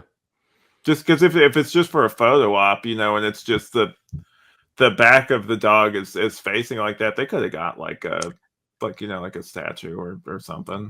That's true because the shot in the movie is different. He's hugging him, as opposed to Yeah, this recreation from All Star Superman. yeah, it's kind of different. Yeah. So that's pretty much what we got. I mean, there's also the post credit scene, which is kind of funny, but there's not much else I can say about it other than The that. buildings where they have it like that, where it's like it's like yeah, they were trying, you know. I can be such a jerk sometimes. Yeah. Yeah. But yeah, anyway. So, Alfie, what is? Alfie says, "Cast me as Streaky, the Yeah, super yeah. cat." Call me James Gunn. So, other than that, any closing thoughts before we go into the outro? Go see it. Go support this. We definitely want to see more content from this universe. So definitely definitely go see it. Yeah, it's I loved it. You know, it's the thing is too is it doesn't necessarily have to be this big thing where like you know everyone just out the gate loves it and adores it. We just have to, and I saw someone else online have the same take, and I agree. Enough people just have to think it's good. Like if across the board, everyone that sees it at least thinks it's good, or at least thinks it's like a B or a C movie or something like that. Even if like I don't necessarily agree with them, is if everyone across the board for the most part thinks it's good overall, and the box office reflects that, we're going to be in good shape to get more content from this. And I think that this was a step in the right direction. I really hope that people show up for this movie because obviously we have the, you know, the Amazon Prime stuff. And, you know, like that's definitely people that really want to see it early, that are really into this stuff. And that's going to be a different thing. Once it comes out to everyone else, that's on Friday, we're really going to start seeing, you know, how many people show up for it. So definitely go out and see it. Don't wait for it to come on streaming or whatever. Go out and see this movie. Yep, I agree. It's, to me, the most important thing was that people liked it. People were excited to see more because you're setting up a universe here. And if you start off on the wrong foot, then God help you, right? But luckily, they fulfilled the step. Like they start off on the right foot to get you invested in these characters, to want to see more of these characters. I'm looking forward to the sequel. I'm looking forward to the Supergirl movie. I'm looking forward to see more of this universe after this, and that's the job that it was supposed to do. So it succeeds in that. Yeah, it was a slam dunk. It wasn't one of those moments where like somebody like with the previous regime where they thought they were doing a slam dunk and then they throw the ball, it hits the backboard and then it like slings back and like hits them in the face and knocks them over. Like it wasn't one of those type things. Like they actually knew what they were doing and like you know kind of like I don't know, it's I've heard it described as like kind of like Superman through the filter of Marvel, and that's what the original Triangle era stuff was like Superman, but like as a like with these deep character arcs or these kind of things where it's like it's a very human version of it, the human drama of it, and that's what we need. That's usually the most successful stuff is when you go into the human drama of stuff, because like action and stuff only gets you so far. You need to actually care about the characters in order for it to be a successful thing. Yep. Yeah. Couldn't put it better myself. And with that, that is superhero stuff you should know.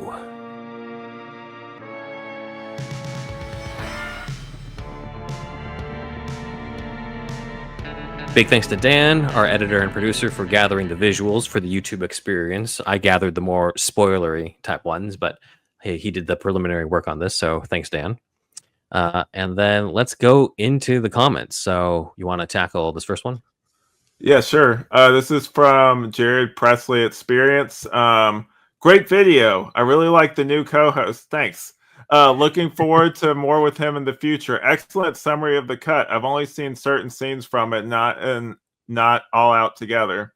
Cool. Thanks for the compliment. I've seen some like Jared has been very complimentary and welcoming. So thank you, Jared.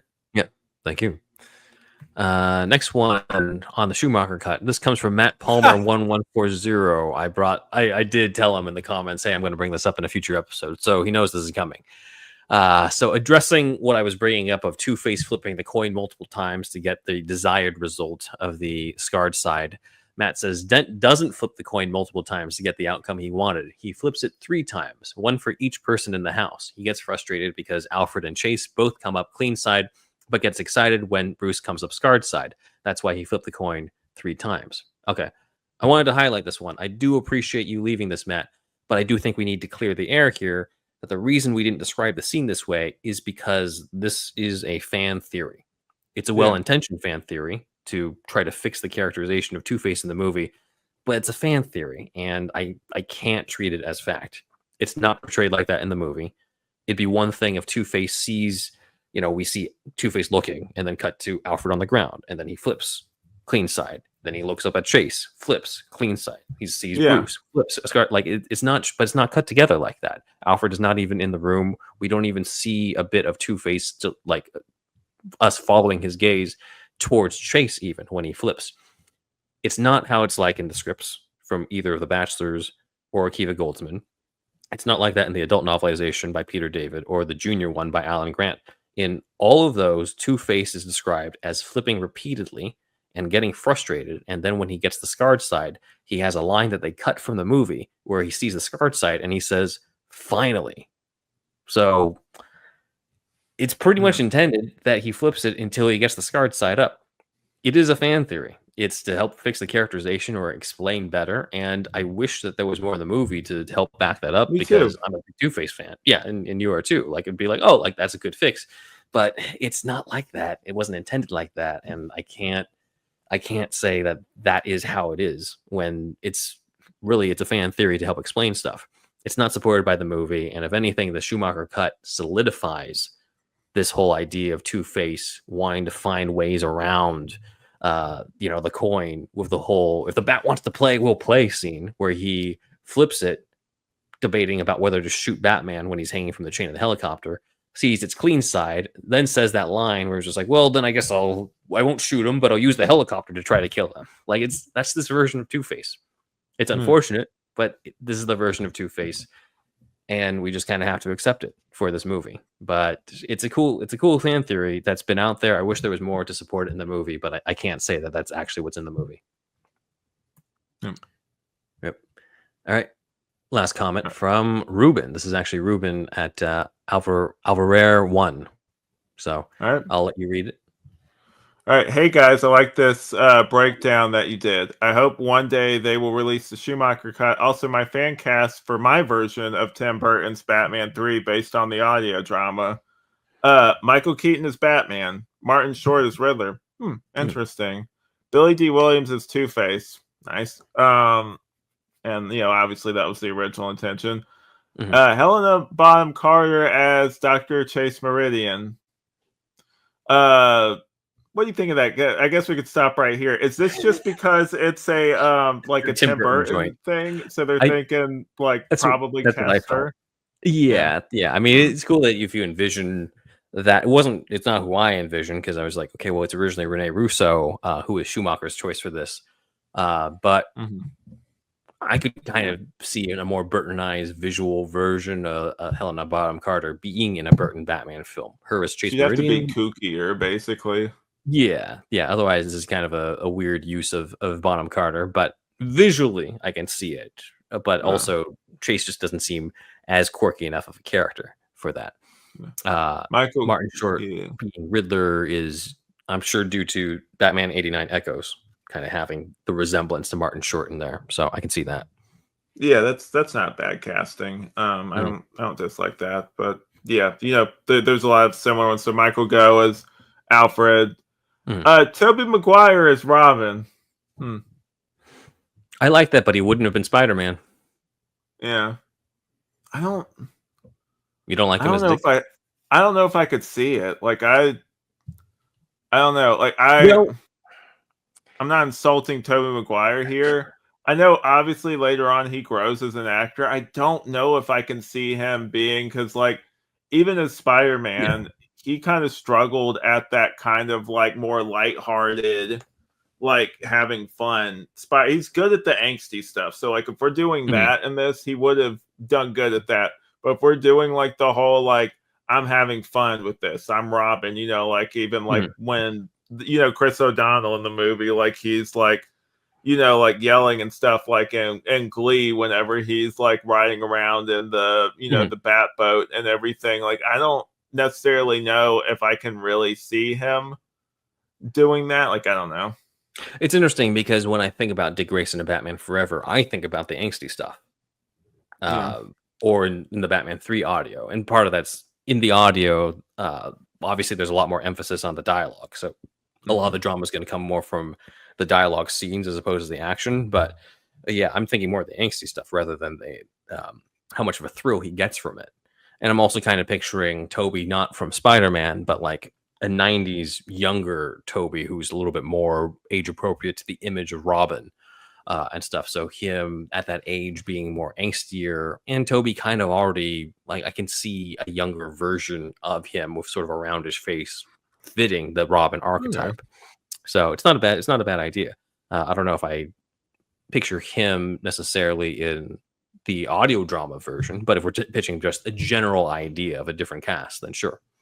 Yeah, that's not bad. Pat Hingle's Commissioner Gordon. John Lithgow is Dr. Ames. Who refresh my memory, who's Dr. Ames again? He's the Batman critic on TV, and then Two-Face kidnaps him, and then Dr. Ames is just like, Batman, help me. Okay, yeah. And then, wait, hold on a second. What the hell is going on here? Dustin Hoffman as Fred Stickley. What? Come on, man! You gotta have the legend as Stickley. There is no replacement. You gotta have the original guy, Ed Bagley Jr. as Stickley. There's no replacement for him. He's an icon. Maybe if we're talking about the audio version where the voice actor for that one just kind of plays it very straight. What's this guy's name again? The commenter, like his actual Ruben. Back to work, Ruben, on this casting list. But yeah, man, like I don't know. That's fine. But Michelle Pfeiffer is Catwoman hallucination, Danny DeVito is Penguin, and then Jack Nicholson is the Joker hallucination, and then Tim Burton is Dr. Burton. Actually, you know what? I don't mind that. I kind of like that. Yeah, why not? Like it's you don't have to do much. Do an Alfred Hitchcock, to do an M. Night Shyamalan. That dude is way too much in his movies, but like do like a thing where he's just maybe in a scene or two. Like you know what? I could see it. I think Tim Burton's actually acted in some of his own movies. Like, come to think of it, the old stuff probably, right? Yeah, I think so. Yeah, but yeah, I could see it. Overall, this is good. Except the one thing I'd have you change is Dustin Hoffman as Fred Stickley. There is no replacement. Come on, man. I think you'd object. What if it was Alex Ramsey? Overall, great stuff though. As Stickley. Yeah. I could be the step in, the replacement and everything. I could be like his study or something, if Ed Bagley Jr. needs a replacement for Stickley, like I could totally do. I step up to the plate. Let's get him as Stickley in the DC universe. Yeah. All right. Let's New verse. I'm Stickley. We talked about it. Let's go into the Patreon supporters. So I'll have you read off the list of names. All right. Trying to think how I want to do it. Okay. I'll just do it again as as Stickley. Why not? That's the voice I'm good at. Halsey D. Corbin, Slight Rebellion off Madison, Choco Milk, Super Inframan, Jeffrey Scott Richards / STCT Productions, Nick Noir, Renee Valdez, Derek Osborne, Jason Price, Rebellious Monkey 98, Cyber 6, Devin, Benjamin Vega, Nick Gonzalez, Nolan Moore, Tito G, and Logan Wood. Nice. And of course, Nick Gonzalez was the voice of the Robin Williams Riddler in the Batman 3 audio. So thank you. Great work, sir. Bravo. Yes. Yeah. Thank you to our other supporters. These are supporters who maybe reach out to us, engage us often, or are people who have been part of the show before, contributed in some ways, or have had us on their shows. So that includes Matt Herring, rest in peace, Leander Nicholson, Newverse Creative, Triple Threat Comics, The Bat Feed, Aaron Quinn, at Prof. Ishikano Batman. We've had him on the show before as Chicano Batman.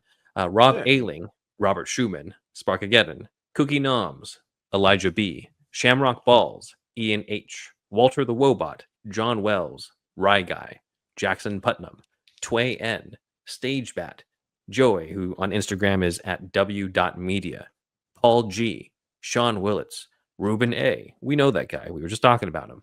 And then some new additions, Yeet I, who we shouted out to in the Batman Forever Schumacher Cut episode. Mind Kid Zag, also shouted out to him. Common supporter or frequent supporter. And Cole Watkins at Ye Old King _ Creative Spiro, who we'll be talking about a little bit more in a bit, because Cole has contributed to us in a big way that I'll go into. But yeah, these are our other supporters. Go over to patreon.com/superheroSYSK, where you mainly get the $5 tier or the $10 tier. On the $5 tier, you'll get early access to all of our videos and episodes that are available there. And you'll get exclusive episodes each month of us reacting, discussing, reviewing either any of the latest news, or covering a deeper dive version, or covering maybe a more obscure novelization of a movie. That's all on the Patreon, exclusive episodes there. For this month's Patreon, our exclusive episode will be revisiting this movie a week after, or over a week after recording this. Let's see if I remember all of it. Yeah, we'll see if our feelings have changed on certain things. And also, you never know what fan reaction stuff might be worth discussing. Stuff that we didn't think was controversial becomes controversial, or stuff that we found controversial that people really love, or like behind the scenes type stuff that they're ready to reveal now that the movie's out. All that type of stuff we'll reveal. But as of this recording, the film has not been officially released yet anyway. So this is kind of like, sometimes when they do movie commentaries on DVDs before the actual movie comes out, like they do it in advance, we have I have vague ideas, but we have no idea how this is going to be perceived. So like you're kind of saying, we're kind of reacting to it in a vacuum to an extent. This will be interesting to see the discourse and see how, maybe we come back and it's opposite. Maybe we come back and I'm like, I don't really like this movie anymore. And Ben's like, I love it. I think it's amazing. So who knows? Stay tuned. We'll figure this out. But totally. Visit us behind the paywall and figure out how our views have changed. Or if they haven't, or sometimes I double down. Or I'm just like, okay, this is what I really didn't like about this. I hated it actually. Yeah.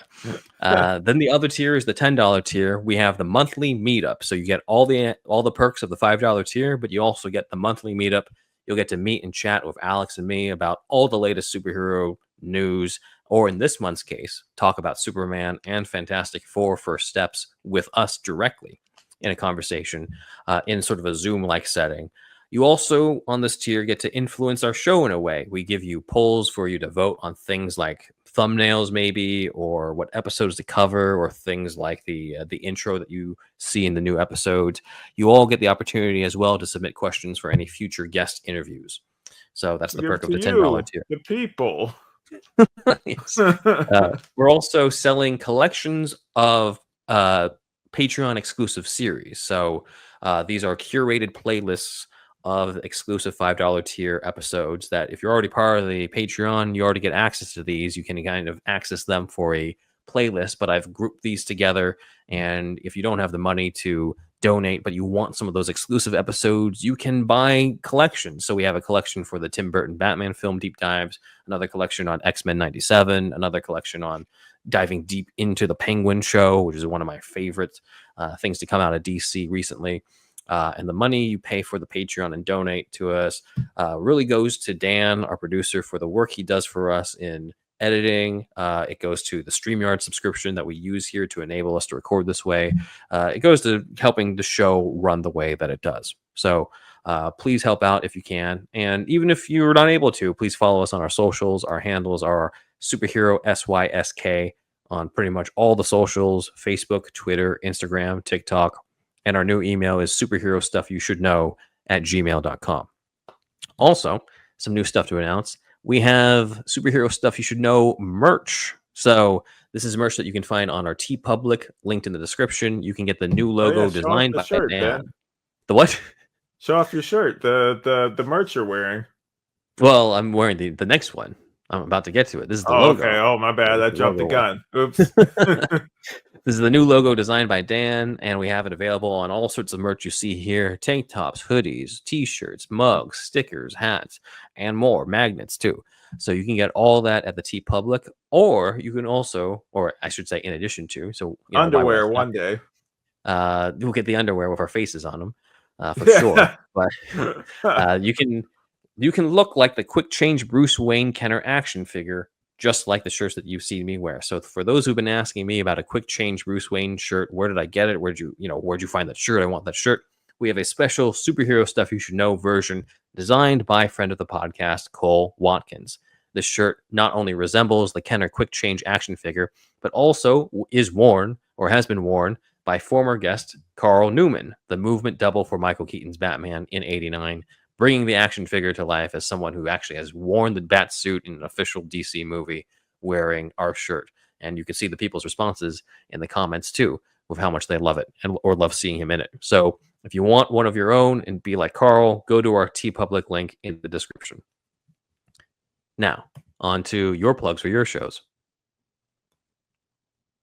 All right, here we go. Also, I'm gonna send you a link after this because recently I've restored one of them. But so just first off the bat, I mentioned him earlier. Me and Brady, and occasionally Will when he has the time again. We do flashbacks, the Flash Rewatch podcast, where we cover every episode of the CW Flash. Oh, that was the other thing I forgot. In Superman 2025, they have a Jitters reference. Jitters is like a coffee shop that they frequent in the Flash show. So that was a cool Flash, little Easter egg. But anyway, going off that, Night of the Batman, keep your eyes on that. Me and my wife do that, and occasionally other guests. There will be a very special interview coming up soon. I'm just going to kind of tease it for now until we kind of have that out there. I've kind of teased it on flashbacks a little bit. So if you want to go to the most recent episode, I actually say it. Brady kind of pulled it out of me. We were talking about it. He's like, who is this? And I'm like, well, it's somebody that's worked on this. And then he's like, oh, okay. I know. It's like, fine, dude, I'll say it. It's this person. So it's like, you want to go check that out over there. I actually revealed who it was. But yeah, go over there and check that out. We're pretty soon after we get past Guerrilla. Well, we're in the second season. After we get past Guerrilla Welfare, you can tell I'm tired. Warfare. He's getting paid. Yeah. He's on those checks. Yeah. It's a very boring episode of The Flash, but we're going to be doing a crossover with the Always Hold On to Arrow guys for the first Legends of Tomorrow setup episodes. Yeah, so look forward to that. And then I have my wife and her cousin do a Gilmore Girls rewatch podcast, which is also a lot of fun, where that shows a lot about family, and they compare it to like their family and their family experiences. That is a great show. Go check that out. I produced that show. And then What Mean is back on a new server. You can, before, due to different technical difficulties, I had not all the episodes up anymore. Now you can check out all 60 episodes of the show, with more to come soon. I just have to find some time, but definitely look forward to that. So that's all for me. I know, Ben, you probably have a shorter list than me, so I'll let you go ahead and get into yours. Well, the other thing to bring up too is on Night of the Batman. A lot of you guys have asked on the channel, hey, when are you going to cover Batman Resurrection, the novel that takes place between '89 and Returns? We did do it, just not on Superhero Stuff You Should Know. It's on Night of the Batman, where I guest starred on there, where we did our coverage for that. in kind of a two-parter, and that was before Alex joined Superhero Stuff You Should Know. So you can check that out. It's kind of an early version of the current show in terms of our dynamic is there, and we're going back and forth on that novel. So we do have that coverage, and I just didn't see the point in us doing the same exact episode with you and I again when they can just go and listen or watch it at Night of the Batman, and it'll introduce everybody to your show. So I that's on YouTube. Yep, it's on YouTube, by the way, too. It's on YouTube now. Yeah, so you guys can check it out. It's also under the featured channels on the YouTube page. You can check out basically Alex's other YouTube pages for his other podcasts. Yeah. All right, so my stuff, The Batman Part 2 has a completed script. Who thought that was getting canceled? Not us. That's a great thumbnail, by the way. Oh, yeah. Shout out to Tim for this. But yes, I've written audio dramas set in the universe of The Batman. Newverse Creative has produced a motion comic this time. It's their first motion comic set to audio. I'm honored that it's on mine, though of course it was inspired by the upcoming Batman Enigma motion comic from Ian Miller. So I will credit Ian Miller for that idea. But a motion comic was made for this audio, The Batman Death Strikes at Midnight and 3. It's based off of one of my favorite Denny O'Neil, really film noir type of story. I've listed it in the Hidden Gems episode of my top 10 Hidden Gems single issue Batman stories. It's one of my favorites. And I set it as a prequel to The Batman, in which Batman has one night to track down the blind man, who's a key witness in the prosecution of a mobster. But he has to do this before the assassins find and execute the blind man themselves. So it's a race against time. One night in Gotham City type of thriller. Tim Maxwell voices the Robert Pattinson Batman, and I voice the blind man in that one. Newverse also did a motion comic version of the other story I wrote for that universe, The Batman Blowback, which is based on a chapter from Doug Mensch's The Forensic Files of Batman book. In this one, the Pattinson Batman has to use his forensics knowledge to outsmart a hitman and bring him to justice. So you can catch both of those on the Newverse Creative channel. That is Neuverse. So check that out. Also, you heard me talk about my comic Alter Ego in the break. You can also check out my manga, Musashi and Son, based on the real-life samurai Miyamoto Musashi and his adopted son. Think of this as a samurai Batman and Robin as they go from village to village hunting down the bandits that murdered this boy's father. Volume 1, available on Amazon now. Volume 2, currently in production, aiming to release it later this year as well. We're about halfway through in the scripting of it and the production of it, so it's coming along really well. I'm happy with it. And the link to my comics, and whether this or Alter Ego, it's all on my Amazon author page in the description that has all of these available. And you can get merch for these for both comics. There's an Alter Ego shirt. There's a Musashi and Son shirt, similar TeePublic merch, same TeePublic link that links to all four of the designs, whether it's Alter Ego, Musashi and Son, a Superhero Stuff You Should Know logo, or Quick Change Superhero Stuff You Should Know. All of that is in that link. And lastly, I've been talking about this before, but still shouting it out as it's still in production. I have an animated movie coming out later this year, directed by a friend of the podcast, Aaron Quinn, faithful adaptation of the James O'Barr graphic novel, The Crow, that I co-wrote with Aaron, who's also going to be animating it as well. And I do the voice of the Crow in it. So we're really looking forward to that. And of course, we're going to do a deep dive into the Crow once that's released. So I'm really looking forward to it. All right. That is pretty much it. So until next time, guys, we want you to do us a favor. We want you to tell all your friends about us. What are we? I'm Ben Wan. I'm Alex Ramsey.